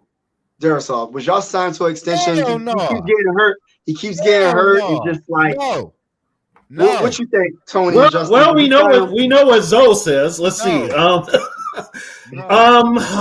God. He's good. He's really good, but he's always hurt. What do we do? I would sign him, but I wouldn't give him a full I would say, your market value is this, and if you were healthy all the time, we'd have to pay you this. But he's going to, 75% of the time, so I'm going to take a 25% tax off the top. That's what I would do. And I'll give him. I've got him. If I want a 5th-year option him, I can do that. That gives me time to. Yeah, I'll say it like this: there's no way I'm giving him you are eligible for a contract after 3 seasons. He's got this is his 3rd season right now. So next year he will be eligible, but he will be on the 4th year. I pick up his 5th-year option, but I don't give him an extension. Not until at least 2 years from now. And here's another problem too with football. Offensive line play is graded so low that even the most average guy is getting top dollar. Yeah, I won't pay him shit. So where I'm getting at is we might potentially need to sign a tackle. We need 2 guards, and we need a center. That's why I'm draft. Potentially. You know what I mean? So this is a lot. I don't know how we're going to be able to do all this. Well, get a rookie, that's what I'm trying to say. Have a rookie quarterback, rookie quarterback behind that line. See, here's the thing, though. Like Justin has been saying, I've mentioned it too. We've kicked so much money. I mean, we got so much money in dead cap space. It's not even funny. We can't even get marginal free agents in here. Hey, Tony. Yo, that's why I said don't get TJ no damn contract. We don't need no damn tight end. Like what? Like look though, Tony. Why did we sign Josh Oliver for 2 years? Well, according to what we were told by KOC, they were going to run a lot of 12 personnel, which meant they were going to run the ball. And once again, I'm telling you right now, Kwesi and KOC are nothing but PR people. I'm just saying, though. They're good at the pressers and making this friggin' Kool-Aid drinking fan base believe everything they say. But they ain't doing nothing. Like the last year draft class that just passed. It was a deep tight end class for tight ends. Yeah. Like, why the fuck did we give up a 2nd round to pay somebody $17 million for 3 years or more? Because Kwesi got bamboozled. Yes, he did. Like, that ain't make no sense. Like, what are we doing? Kwesi's not a GM. Here's what I'm saying. I ain't want TJ from the get-go. Here's the thing. I still don't want TJ. I would take B-Lo as my future Q. Yes, B-Lo's the answer to the question. Yeah, B-Lo. B-Flow. B-Flow. Flores. Oh. Get with the program. What up? Yeah, you thought I'm going Brian Flores. Hey, I'm going Brian Flores too as well. I'm just tired of his 3 and out. He's 3 and outs. It's just like here's offensive minded genius or whatever, and it's just like damn, like 3 and out all game. You know what though? Offensive minded. Here's the thing with KOC. He piggybacked off of McVay just like Childress piggybacked off of Andy Reid. Yep. And because stuff was so bad under Zimmer that do you all remember the movie Lean on Me with Morgan Freeman? Yeah. The story about Joe Clark, the principal who came into Eastside High, a high school in Jersey that had gotten run over by gangs and drug dealers. And he came in and he threw out all the drug dealers and he cleaned the place up, but he had to get the students ready for a state-run test that if they didn't pass it, the state was going to take over this high school. And I remember his vice principal finally had enough of him cracking the whip on all the teachers. And she's just like, you haven't done anything since you got here. And he's like, what the heck are you talking about? Okay, so you cleaned up the place. So you got rid of the drug dealers, you got rid of all the graffiti, and you've now made it a safe place. That's all well and good. That was the easy part. The hard part is getting these children who have been so undereducated for the last 5 years to actually be educated well enough to pass a state-sponsored exam. Kevin O'Connell, yeah, he came in and he cleaned up the place. And that's to be commended. That's to be acknowledged. But once you clean up the bad environment, you still got to go out there and teach people to do their jobs. Just like in the movie, he still had to get those kids educated to be able to pass the test. Crazy Joe, you damn right, Barber. See, he know what the hell I'm talking about. Yep. Crazy Joe Clark, you for damn Skippy. But all I'm saying is that, yes, Kevin O'Connell did come in and clean up the mess. That's all well and good. But now you got to take an environment that's now clean and actually go out there and perform. And that's where we're starting to see his flaws. I want to circle back to Skull TUI. One, I got your text, but I actually had it. Dave sent that to me yesterday. Yeah, I got that too. That's the same one I got. Total dead cap space for the Vikings, 58.4 million. That is 14.9 for Danielle Hunter, 28.5 for Kirk Cousins, Harrison Smith at 7.8. Because I'm assuming Harrison Smith's not going to be. Harrison's going to be gone. Marcus Davenport, 6.8 million. That's 4 players. 4. That's going to account for $58.4 million. So everybody who wants to talk about, hey, right now, overthecap.com says the Vikings have $55 in cap space. That's all well and good. That's all well and good. They also got $58 million in dead cap. And that's because those dead cap hits were money given to players in previous years up to and including this year that don't hit the salary cap because they've been pushing stuff out. Getting back to a point that you just made a moment ago is, why didn't the Vikings do this? Why didn't the Vikings do that? This is why. They don't know. They don't know. And by the way, again, I've used this analogy. Let's say you got a $10,000 credit card debt. And your financial advisor says, okay, you need to pay off your credit card debt. But then you keep living your life the same way you've been living it. You don't want to go poor for a year. You want to still live off the hog the way you have been living, the way it has gotten you into the debt that you're in the first place. Thank you. Kwesi could have had this debt paid off if he had just blown the team up, so to speak, by getting rid of the older contracts. But no, the Wilf said, I want you to do a better job than Rick Spielman did. I want you to pay down this credit card debt, but I still want to be going out to eating steaks every Friday night and being competitive. At the end of the day, if you don't make moves to lower your spending habits, your debt is not going to be paid off. A lot of problems. Each year you've had to cut corners just to be salary cap compliant. And that's another way you get an offensive line and defensive line the way you have. So at the end of it, when people say, why didn't they address this? This is their way of addressing it. I want to keep Justin Jefferson. I want to keep TJ Hawkinson.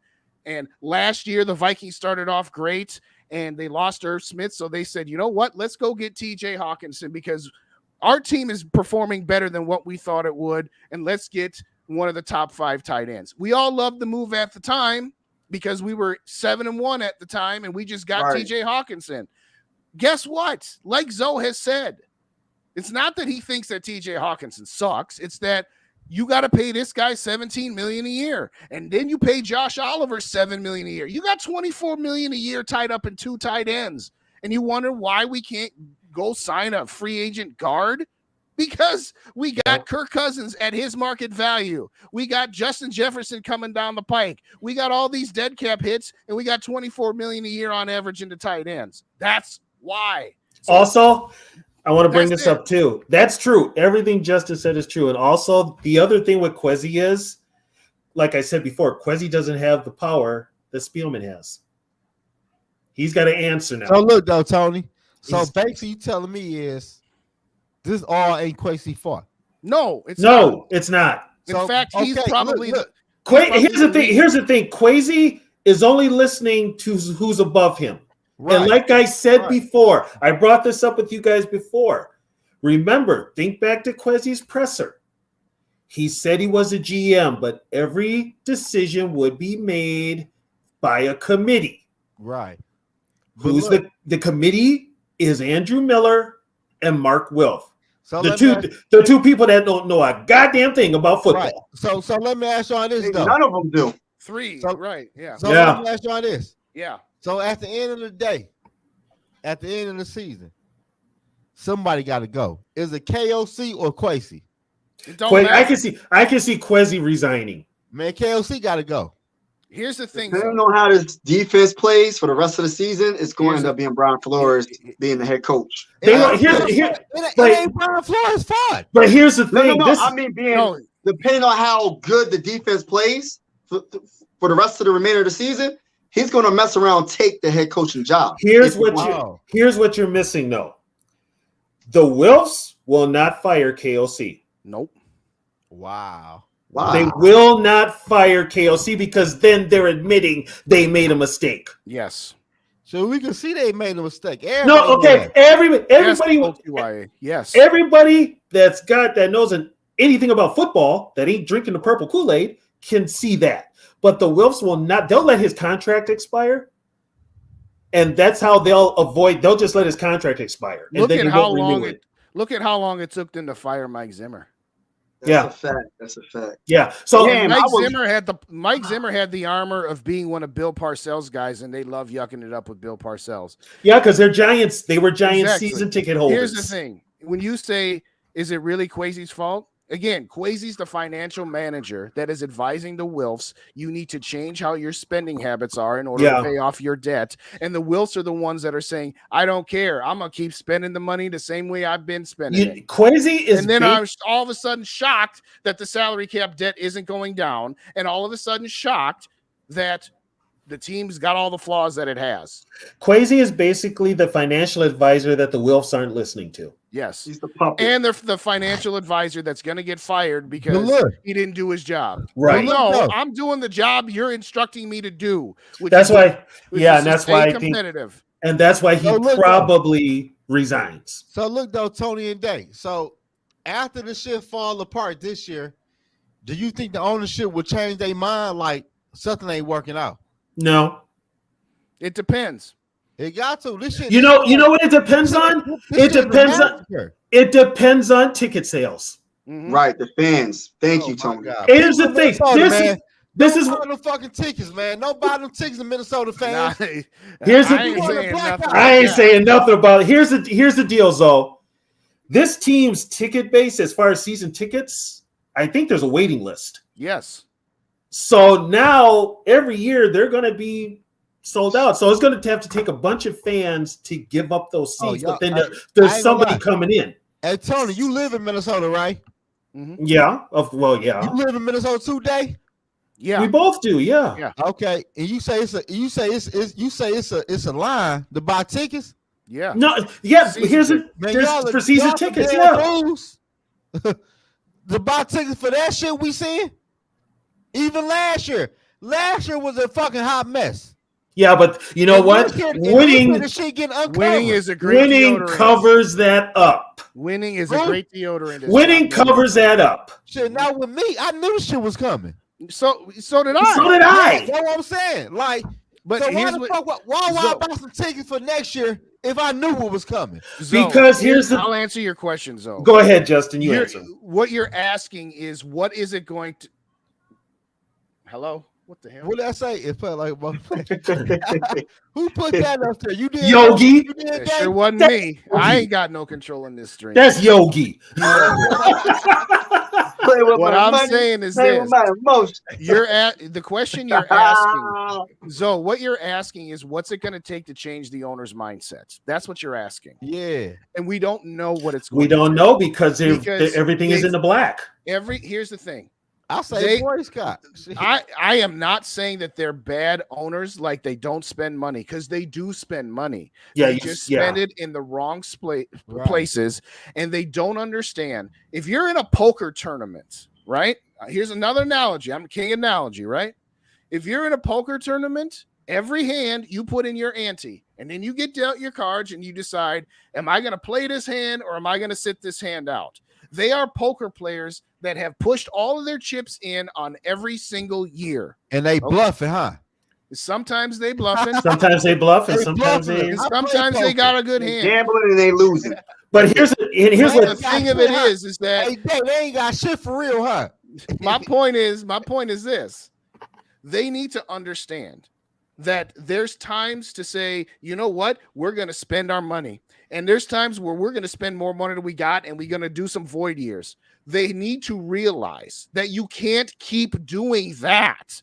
And that at some point you have to say, you know what, I'm not going to spend all my money this year. I'm going to save up my money for a year or two down the line. Right. I'm going to just have to have a season or two where we rely on draft picks, we rely on the players we have in the house, we pay off all of our salary cap debt, we get a couple of bad seasons, therefore we get a couple of high rounds of draft picks, and then once we have paid off all of our debt, then we can have a season where we go into free agency with $100 million of available space and zero dead money. So now, okay, I've had 2 years where I've now got a young quarterback on a rookie contract. I got JJ on his deal. I got TJ on his deal. I've got a couple of nice key pieces defensively, but now I can go out and sign a Pro Bowl guard. I can go out and sign a Pro Bowl defensive tackle. You can't do that right now. Can't do that right now because you've already spent all of this money. We haven't had that. Here's another. Was Quasi gonna be the scapegoat, huh? Yes. Quasi is a scapegoat. Yes, he is. Here's the thing, also, with nobody, but a lot of people. That's why they didn't hire Poles. Like that. That's why Poles didn't get the job, because Poles was going to blow it up. And Quasi wanted to blow it up. Quasi wanted to blow it up, and man, what the hell? Get that? What the? I ain't do that. What's the Bulls' name, though? I don't even know. Okay, so here's the thing, though, with the Wilfs. The Wilfs bought this team. The Wilfs made all their money through real estate, right? Yeah, construction and real estate. The Wilfs bought their money because Minneapolis, the Twin Cities, is prime real estate. Yes. So they made money by when they built TCO. When they bought up all the land around US Bank Stadium, they own all that. So they ain't going broke. And then they got the hotel at TCO. They've got this whole big thing. The Wilfs are making bank off of football. Not to mention they own a Major League Soccer team also in Miami. Which is what drives me crazy is they think that if they have a bad season or two that they're – see, here's the thing. They are businessmen. They're billionaires. They're billionaires, What do all billionaires want? More money. Billions. More money. So they have this nice business model that has been making them money for the last 18, 19 years. They're not going to change their strategy. And here's the problem. Until they are forced to. They think, and here's what's funny about it. If they did change their strategy for the first year or two, they're not going to lose any money anyway, because we're as fans make no money. Fans are going to say, yes, it's okay to be bad for a year. And that's the problem. They don't want to. Yep. Here's what happens. Whatever, say they put the product on the field gets worse and worse, right? The tickets will still be sold out. They'll still have a radio station that's telling them how great they are, and they're still going to have a fan base that's eating up every word of it. They're not going to lose.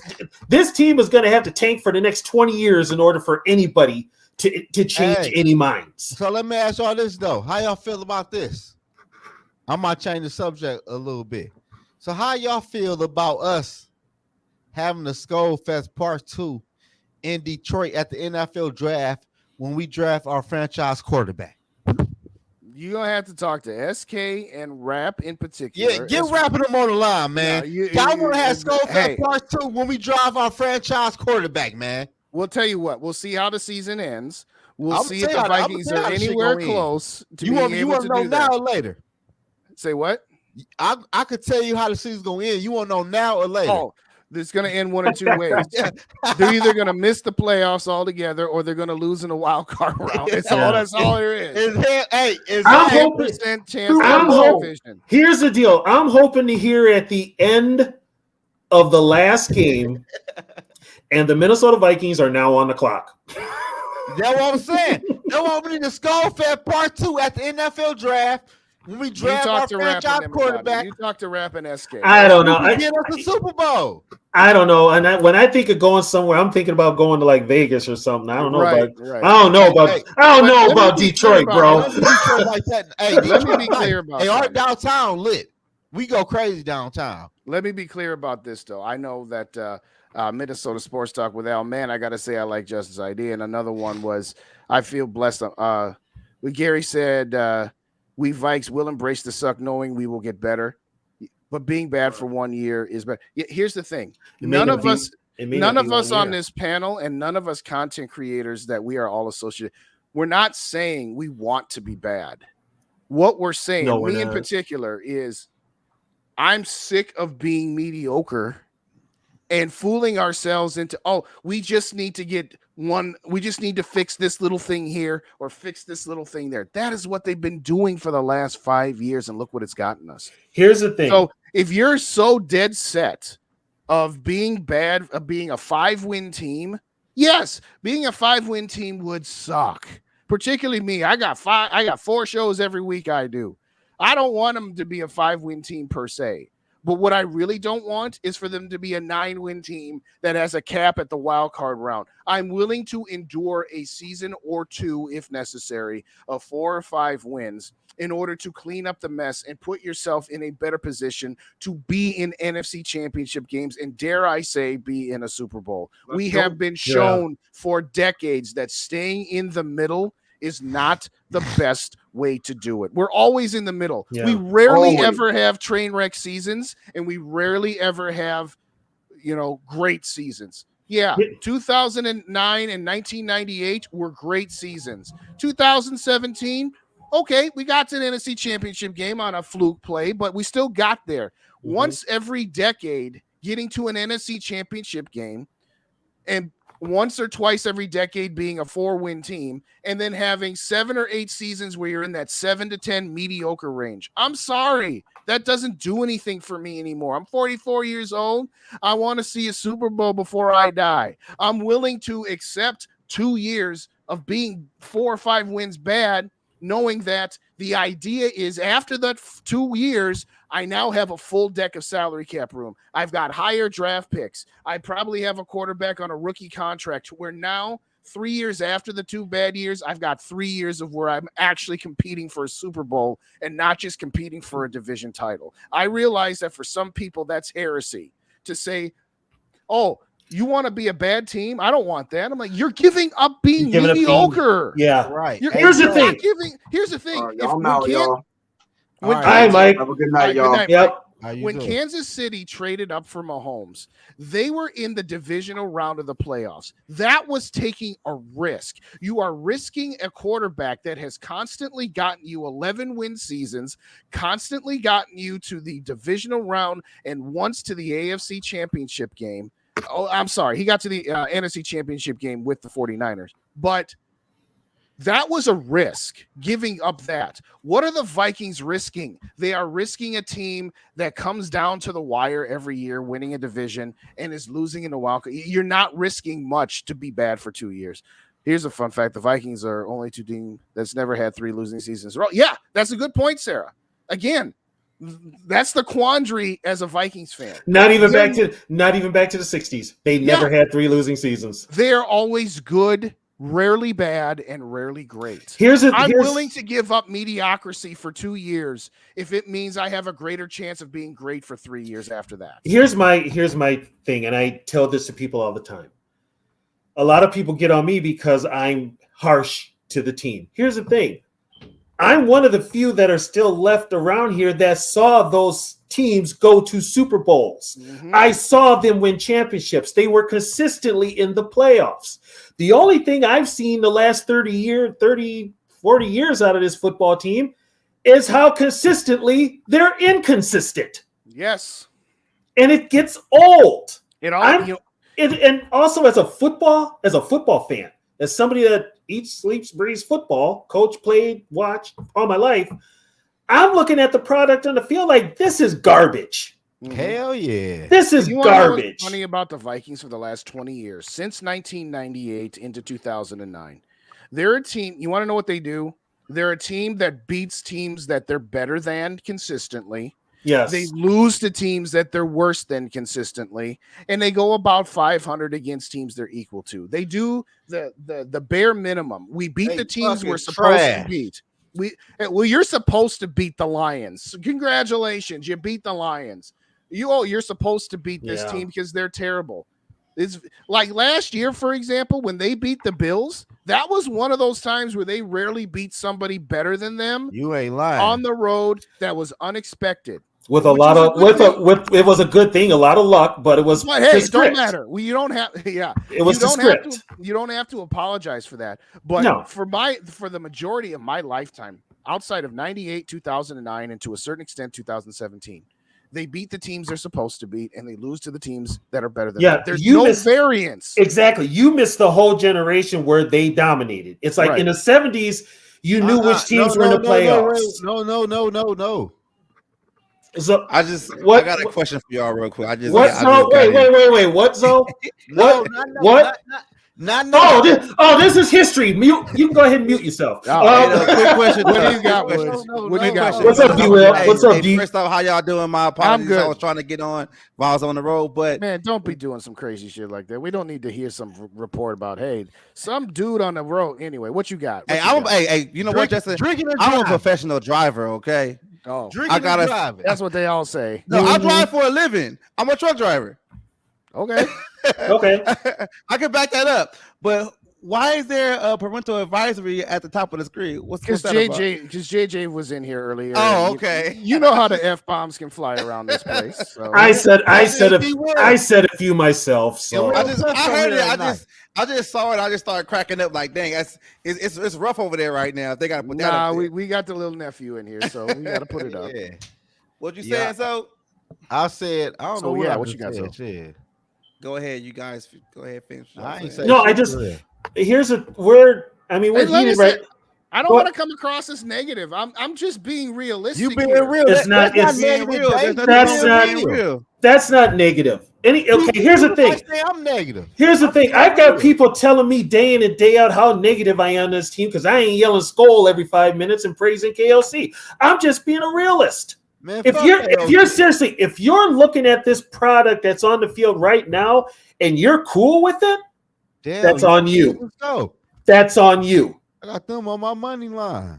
I mean, and then it's for real. That's the only bet I need tonight to win my parlay.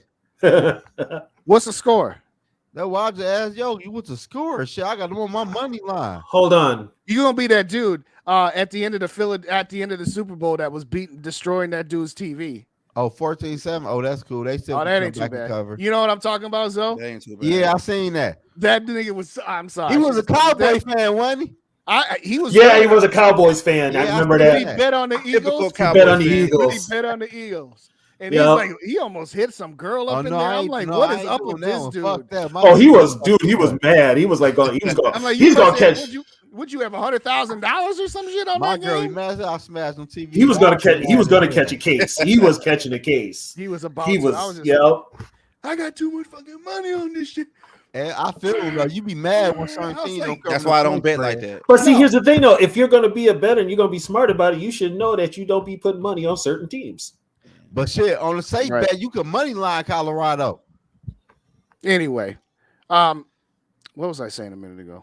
You were saying about how you're a real fan and people call you a hater. Well, this is what I'm going to say. Back to the for example, I'm not going to say Kirk has been perfect the first 2 games, but there's nothing about these losses that goes on Kirk at all. No, I mean, I'm not going to say the first one though. No, here's the thing. I'm not. First one, he was kind of. He was kind of whatever, but he was Kirk. The whole team was Kirk. Yeah. Hey, I'll put it more on KOC because that defense against Tampa Bay in that first half up until that last drive where they scored that touchdown, they had gotten 3 or 4 3-and-outs from the Buccaneers. They got a 3-and-out after the fumble and kicked a field goal, so that doesn't count as a 3-and-out because they scored. Right. They didn't punt. But that defense did enough against Tampa Bay where the offense should have had 21-some points on the board. But, the interception, I put a half on Kirk, half on KJ, but whatever. It's one game. I got that all on KJ. I got most of it. I'll say 50-50. I mean, if you're afraid of him getting decapitated, then throw it a little bit low and make him go to the ground. Don't put it behind where the guy can come get it. But either way, I'm not finna say nothing bad about Kirk on Thursday. Yes. No, Thursday. No, Dave, before you talk, yeah, I can't say shit bad about Kirk on Thursday. It wasn't Kirk. It was It's not the Kirk. whole. It was the It was just the whole offense. Yes. That falls on KOC. Yes. I Which made gets the back video to what I'm about that. saying. Yeah. Yep. I can't get mad at Kirk about Thursday. It wasn't Kirk. No. And I'm not a Kirk hater. I just be real about the shit. But Thursday night, it wasn't about Kirk. It was about the offense in the whole. You can't. I mean, again, you got the punt returner fumbling the ball. Oh, that KOC guy. And you got Alexander Madison fumbling the ball Twice. and then you got JJ fumbling. None of that first half is on Kirk. Now, yes, the second half, okay, you got blindsided, whatever. And after you scored a touchdown to make it 27-14, your defense gave you a 3-and-out. And I said right there, okay, this is where you seize momentum. You got to stop. You got a touchdown, and now you got to stop. Now you got to score a touchdown here, and they went 3-and-out. Now, I'm not saying that that's on Kirk. I'm saying that's on the offense. And then Philly scored again. And then, yes, the Vikings were playing catch-up the whole time to where they were constantly down 2 possessions where now you've got to be perfect. And that's the problem. Right. You had so many opportunities to have points on the board to where, yeah, the defense got worn down. You had 3 minutes of time possession in the first quarter. It's a miracle that Philly didn't have 20 points on board by halftime. Didn't Philly have like 39 plays to our 13? Yeah. Something like that. But that was running the ball. Yeah, that was running the ball. I mean, I'm not going to give the defense a pass. Their run defense is atrocious. It is absolutely god-awful. And here's the thing. They knew that. Yes, they knew that going into it. They don't have the personnel. You know going into it. But here's the thing. Big Roy at? You don't have the personnel. What the hell are you doing off season then? Nothing. Nothing. They don't have any money. They could hyping everything up. But I'm so happy that you guys come on here and you guys say the KOC thing, because I've been feeling like a lot of people around there have been saying like I'm a KOC hater or whatever. But I'm just saying like everything that you guys are saying is completely true. Like we talked about this maybe about like a couple of times before the season even started, that we don't want to see this offense disappear certain times. In the first game, the offense disappeared. The second game, the offense disappeared, and they tried to rally back. And what did it do last year? It would disappear. It's the same thing, you know. It would disappear. All these damn 3-and-outs. We've been talking all off season. You can't be doing all these 3-and-outs. When your defense gets you 3 stops in the first quarter, you have to take advantage of it because you know that defense is not going to continue to get you stops. It's going to break at some point. Yeah. So when you do get anytime the defense gets you a 3-and-out, that is almost the same as a turnover minus the field position. And you have to take advantage of every opportunity. But again, nothing about this season I'm putting on Kirk so far. I mean, a couple plays here and there. It's like, okay, yeah, but every quarterback's not perfect. Well, here's the thing. Goes on KOC. Here's the thing, though, with Kirk. All on KOC. You know, and anybody that knows this, and this coaching staff should know it, especially because they're making $1 million to know this. Kirk is Kirk, and Kirk will do Kirk things. Right. So what do? You limit the Kirk things, and you put something in the game plan that works to Kirk's strength. And Kirk wants to do the dink and duck. and limit the possibilities of him having to force something or be Kirk again. Exactly. Hey, I'll say this about him. I'll say this right now. I was actually on the stream on that app that Rap and SK do. And we was down 20-7, and Rap was going in on Kirk, and SK was just like, no, it's not Kirk. And I was like, well, here's the thing. Once in a while, good quarterbacks stop the bleeding and stop the snowball from becoming an avalanche. And right then and there, he that beautiful pass to Jordan Addison for the touchdown. And it was a beautiful play design. It was a beautiful job by the offensive line where they had a fake wide receiver screen to JJ, and Kirk pumped it. And the offensive line held up enough, and Kirk stepped up in the pocket and threw down touchdown. I'm like, thank you. That's what you need to do, Kirk. I got a coaching problem. This is on KLC. How the hell are you going to have Addison as wide receiver 3? That's all. Why the hell do you have KJ Osborne ahead of Addison? That should be done. When you come out next Sunday against the Chargers, Jordan Addison better damn sure be wide receiver. He better be number 2. I got a question for y'all, though. I got a question for y'all. I've been thinking this one. So, what if this happens? What if we keep losing, which is probably going to happen? We might start the season 1-6, right? I'm not saying nothing crazy that Jaren Hall is going to play anything like that. What if we backdoor into a bad record. Do you guys trust the front office to draft the right players? Well, first of all, with a higher draft pick. First of all, you don't backdoor into a bad record. I mean, you know what I mean. I know. You get what I'm saying. Here's the thing: if things start to go south really fast with this team, you're going to see it, and it's going to get worse. You're going to see KOC become frazzled. You're going to have problems with him and Flores. There's going to be strifes in the locker room. Mm-hmm. It's inevitable. Losing does that. But at this point, everything we asking for right now, wouldn't we kind of like want that? I wouldn't be. I wouldn't be against it. I wouldn't be disappointed. I wouldn't be against it because I expect about the 0-2 situation. It's like, but here's the thing. KLC, what you made of now? You get what I'm saying? I personally, I told you guys going into this season, I said 7-10. You did. I did not see them being what they were last year because first of all, the luck isn't going to be on their side this year, and they're playing better teams. Right. Mm-hmm. And they did nothing in the offseason to upgrade either side of the ball. Matter of fact, they look like the teams that got their asses kicked by Green Bay and Dallas, and in some spots they got worse. Detroit. And Detroit last year, they look like that right now. And Philly, And Philly. They didn't upgrade it. The wins didn't tell me anything. The losses told me a lot more. And the losses told me we would be in trouble if anybody in that starting offense or defense gets hurt. And it doesn't matter now because what's up, Mike, in the building? What's up, Mike? Our depth is just bad. No, it totally is. It's horrible. Here's what I'll say to you, D Woods. I said 10-7.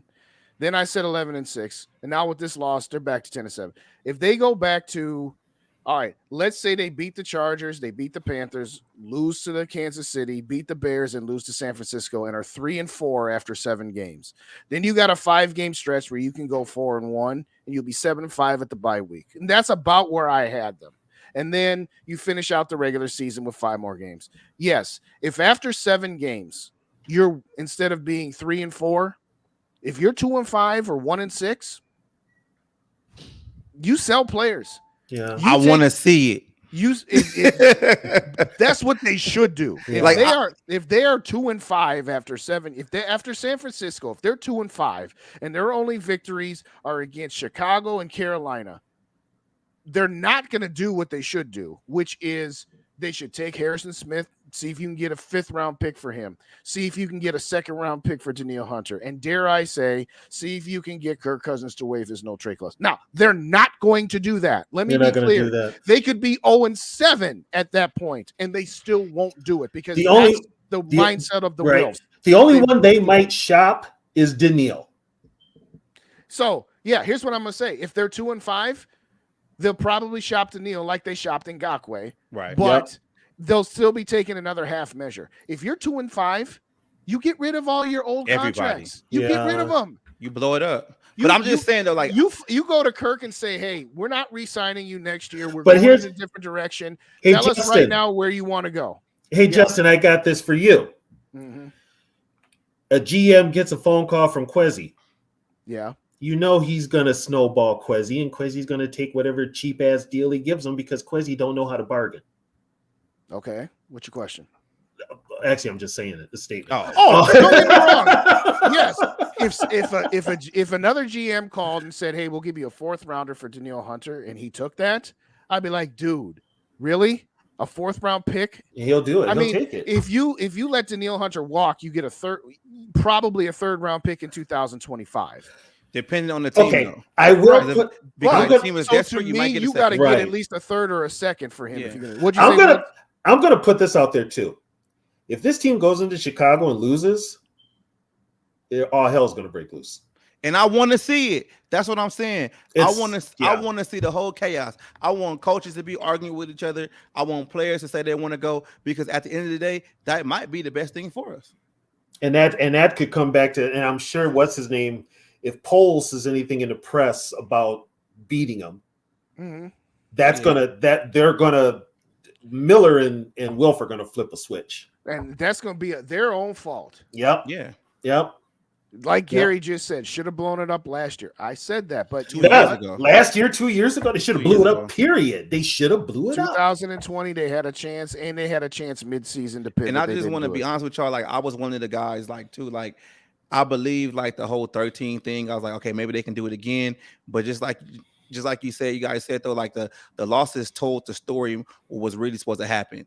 And now of me just seeing it, it's just like, I'm disgusted of these past 2 games, 0-2. I blame KLC management a whole lot. But at the end of the day, it's just like, man, it's like, what can we do? You know, it's just like, they're going to keep running it back for what? Yeah, that's what we said. That's what we said. Woods, you were yelling at me for telling you this. Man, now you see what I was saying. Hey, I'm seeing like, man, I see it. And I'm just like, damn, like, well, here's like, another. how can we stop this shit? Like, come on. Well, here's another thing too. We've seen you don't the have last. to totally tank. No, You don't. But you don't at have some to. point you have to. I'm not saying bottom out. I'm not saying You don't that. even have to do that. All you need to do is you need to accept that there are going to be years like this. Mike Tomlin never having below 500 in his 13-14 years in Pittsburgh is an anomaly. But he had a quarterback majority of his time But too. that's the thing. You That's get what I'm why. saying? He also had a defense. Yeah, he had an but- offensive line. yeah. He had Totally a team. right, Scotia. And, No, you're right. You know, and Pittsburgh can go out there and, you know, see talent. You know, they can, you know, identify talent. I don't believe in this front office that they can. And that's the whole thing. This front office it leaves a lot to be desired. But I'll say this: I'm not cheering for him. I will always cheer for him going into the game. Be like, hey, I want to be entertained, and I'd like to see him win. But once the losses start piling up, I'm not as disappointed with him anymore. But what I am going to say is, like, with all due respect to Andy from Purple of the Win, who is ultra positive, and he can deny that he's ultra positive. That's fine. He got 70,000 subscribers. I got 700. So he can do what he wants. And that's fine. I'm not begrudging him that. What I am saying is he had a post that said, until the Vikings are 0-9 and eliminated, we're going to keep going. I'm like, no, dude. No, dude. No. We know at this point, after 7 or 8 weeks, we're going to know that See, we know we're not now. going anywhere. Not quite, but pretty close. We already know. If they drop this Chargers game, yes, if they drop this Chargers 0-3. game. Well, now here's a good thing about the Chargers game. We got kind of a little. Yeah, we got the extended mini bye, and Okay, we got the mini bye. We can say that they got an extra bye to figure some things out, but do we actually really trust them to figure the things out? Well, here's the thing. No, here's the I don't. Here's the thing. Here's the thing. I don't trust them at all. Here's where the problem is. If they go into San Diego's game, San Diego. If they go into the Chargers game, San Diego. Come on. Okay, if they go into the Charger game, and once again, KOC is 3 and out, and that defense is on the field for over half of the game, you're going to have some problems. You may see it on the sideline with Flores blowing up at KOC, which I'm actually looking forward to. Yeah. See, that's what I'm saying. I want to see it. I would listen. Somebody asked me this. Okay, I've always said it. There's 3 kinds of teams. There's teams that win 6 games or fewer. There's teams that win 11 games or more, and then there's teams that fall into 7 and 10. Obviously, I want my first choice is for them to be a team that wins 11 or more games. Obviously, we all do.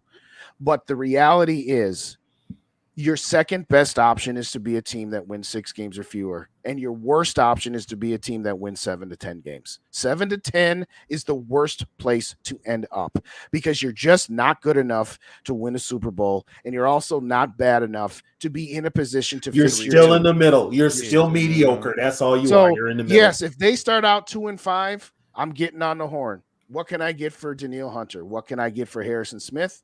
Where would Kirk accept a trade to? Smith is too old. If I could get a 5th round pick for Harrison Smith, I'd take it. I would too, because I look at it like this though. Let some With other Harrison, young guys play. Exactly. We were hoping Harrison. I want to see it. Yeah. We were hoping Harrison Smith would get back to the Mike Zimmer level with Brian Flores. Through 2 games, he hasn't been horrible, but he hasn't. No, been age spectacular. has caught up with him. Caught up to him. Age has caught up with him. Everybody was so happy. Oh, Harrison took a pay cut. We get to keep. What the hell? Oh, that's fandom. I mean, but you gotta think about it like this. A lot of players, a lot of fans don't understand like the Harrison Smith situation. Like he taking a pay cut with the Vikings because nobody else is going to offer him anything close. Yogi, you might as well take it there. Yogi, you're totally wrong on your numbers, by the way. I didn't have a chance to say that to you on yesterday's show. You're totally wrong on your numbers. The Colorado game 14-14 too. Yeah, it's tied up. All of Hunter's dead money is dead money. A team cannot take dead money.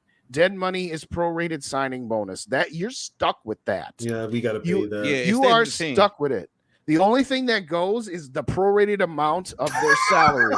Hey, don't be mad at me for making sure you come correct, bro. Don't be mad at me.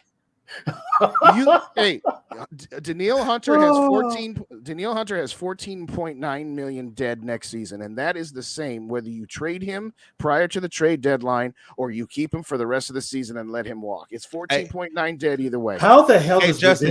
How the hell does you know the cap keep a job?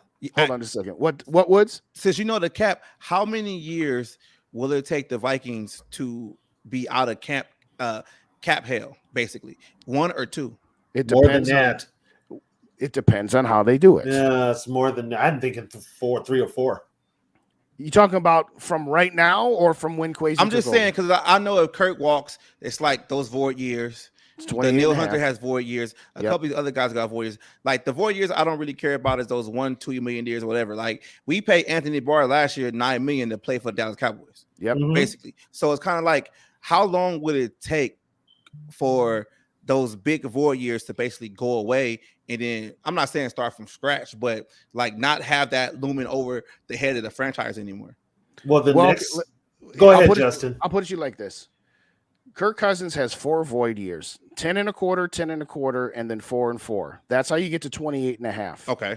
If they were to extend Kirk Cousins by 1 year, 10 of that 28 void would hit 24, and the other 18 would hit 25. So let's say you gave Kirk a 1-year, $40 million deal. Well, that means his cap hit would be $50 million next year, 40 on the new contract, 10 on the void years, and then you'd have 18 million voided on 2025. You could get out from void year. You could clean up the mess in 1 year, but you have to eat the 52 for Kirk that 1 year too, right? 50. No, it would be. I just gave you an example. Here's what I'm saying. Yeah, I'm confused. I'm trying to understand it. Yeah, I know. If you take, like, for example, they have 13 million dead on Adam Thielen this year, right?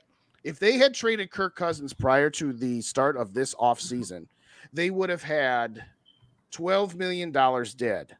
But then they did his contract restructure and pushed 16 more million. That's why it's 28 right now. You could clean up all of your mess in one season if you wanted to, but you'd have to accept being bad.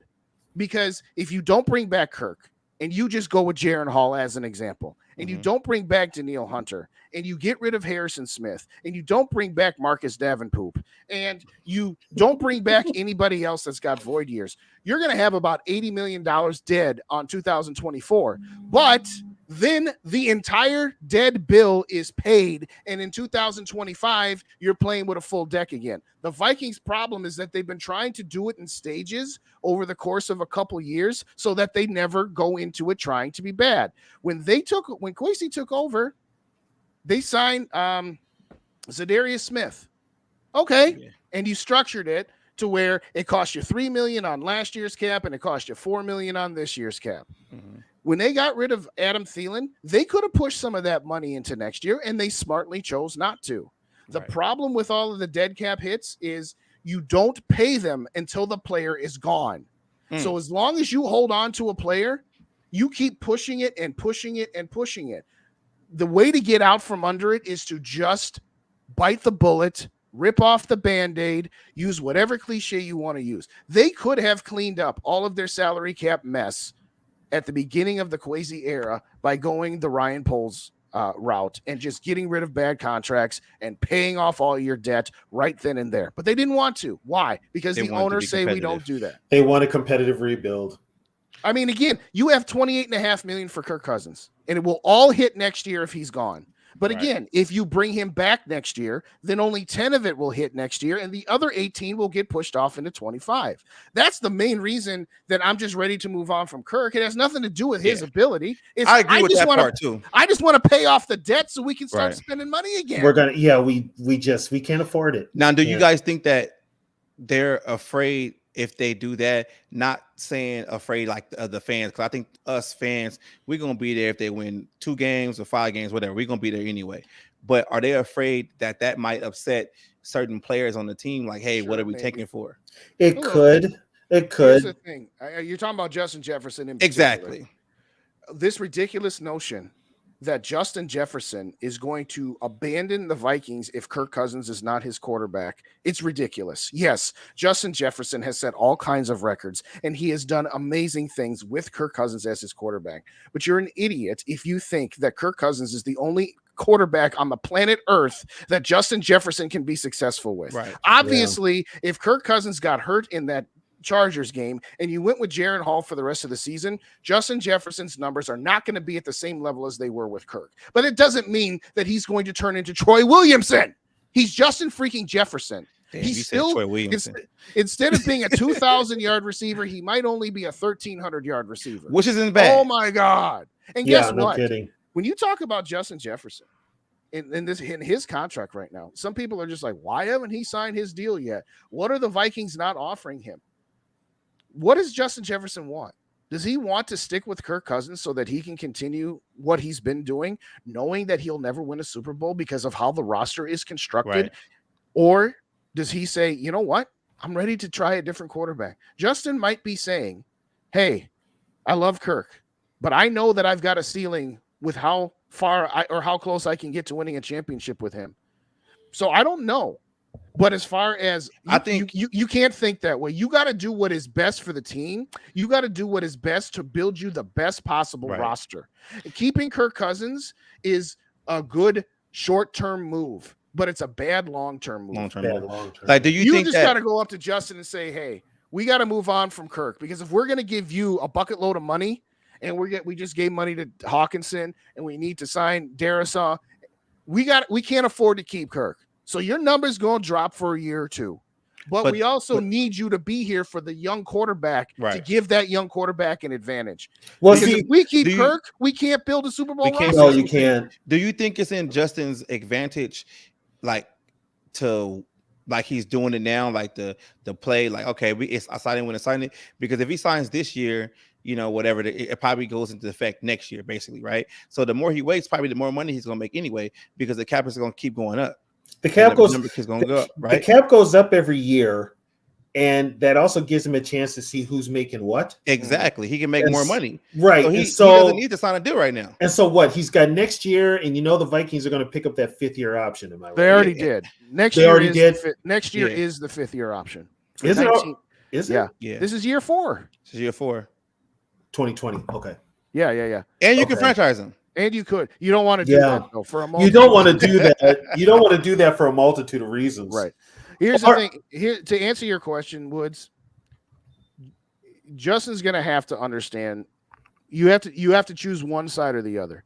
If you want me to give you a record-breaking contract and you want me to keep Kirk, you can pretty much guarantee we're not winning a Super Bowl, because with you making 30 and Kirk making 50 and TJ making 17 and Darisaw making 20, that's 5 guys taking up $130 million of a $260 million salary cap. I mean, the NFL going to 7-on-7 anyway. All you need is 2 more guys and you're good.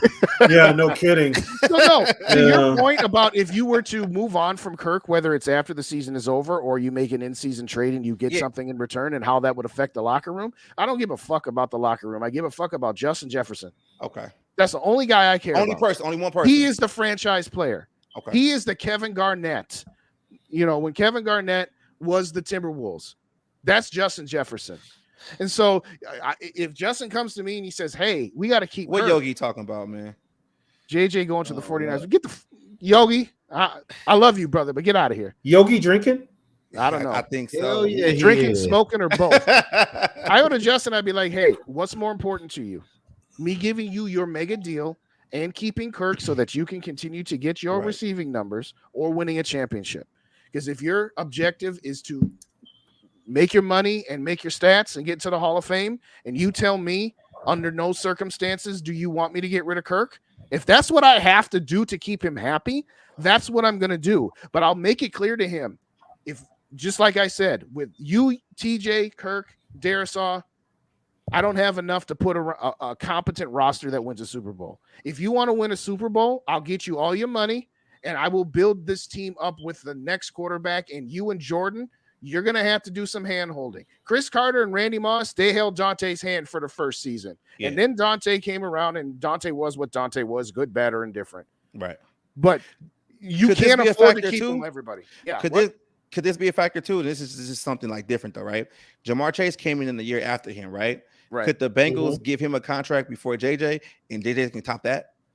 Well, if JJ signs his deal sometime during this year, Jamar cannot sign a new deal until next year because he's a year behind JJ. Remember, you got to be in the year for 3 years.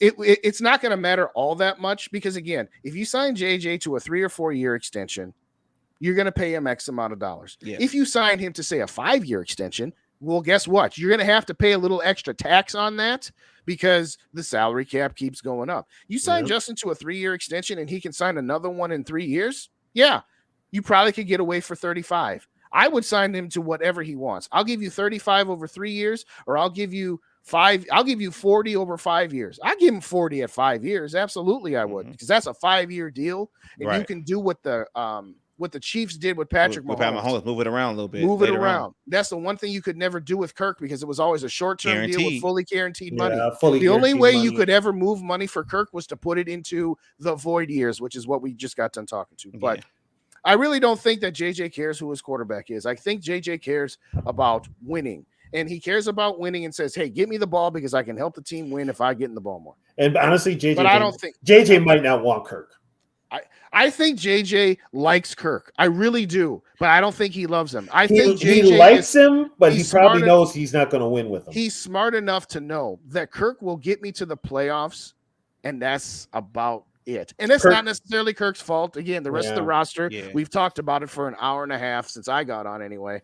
This is not to be Kirk slander. It's just he is what he is. And I think JJ knows what Kirk is. JJ knows that Jaren Hall might never be as good as Kirk, but he also knows Jaren Hall might be able to exceed Kirk. Highly unlikely, but it's possible. And if it's not Hall, then get Sanders, get May, get anybody. I mean, I don't care. Jaren Hall could make some plays that Kirk couldn't. That's with his feet, with his legs, right? With his legs. That's the only difference. But as far as the arm goes, I'd have to give that to Kirk. Yeah, for now. But maybe this is the season where JJ finally says, like, look, if I want to be the franchise player going on for the next couple of seasons, Kirk got to go. Well, we'll find out depending on how this team does down for the rest of the season. Because I'll tell you what, if they don't snap this losing streak, this mini losing streak, all hell could break loose. You could see some dissension. When was the last time they won a game since last season?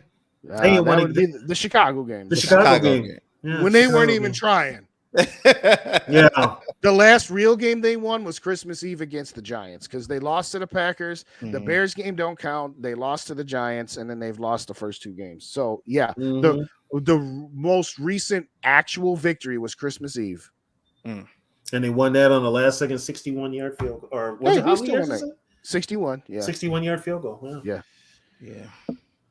I mean, again, I'm not pulling for him to sink, but I'm not going to be disappointed if they do because, again, it's short-term pain for long-term gain. Some people can't see the forest of the trees. I don't want them to be bad, but I'm willing to accept them being bad under the guise. Yeah, you know what? Some people are like, well, if we're bad for 2 straight years, we might be bad for 10 straight years. That's no guarantee. There's no guarantee. It's no guarantee that they're going to be great after 2-3 years, but I'd rather roll the dice on the possibility of being better than where we're at right now, even if it means the sacrifice of 2 years on the front end, because I'm sick and tired of being mediocre.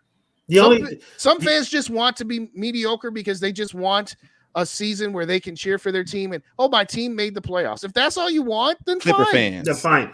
Those are just though. You know what those are? Those are just basically internet keyboard fans posting memes on other team sites. Or some random jerk off like the dude that said what he said about Madison. Or some random Kirk jerker.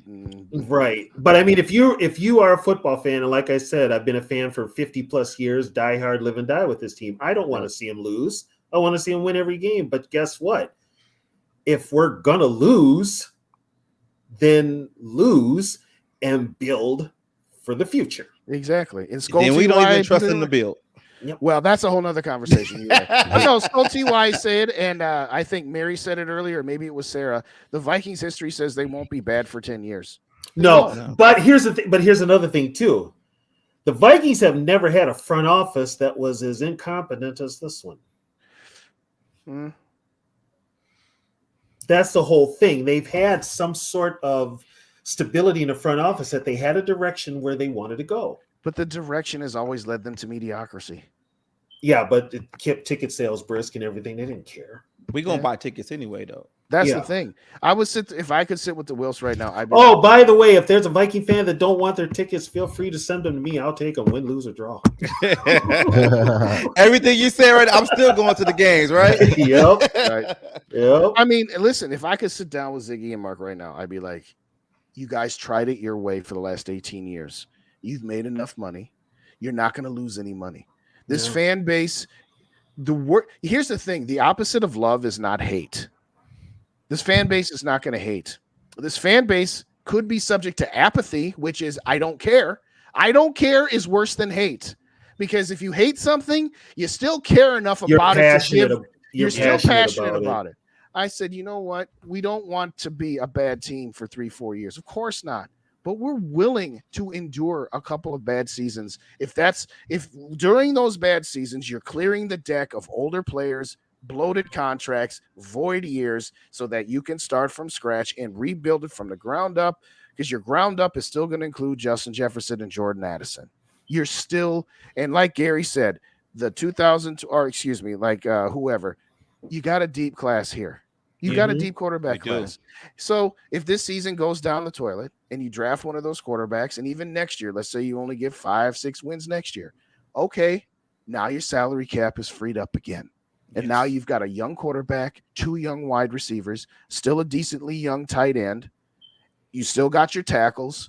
Maybe you've done some piecemeal on the interior. Ed Ingram. Okay, D-Boys, we can mute you now. I'm just messing around, man. Go ahead.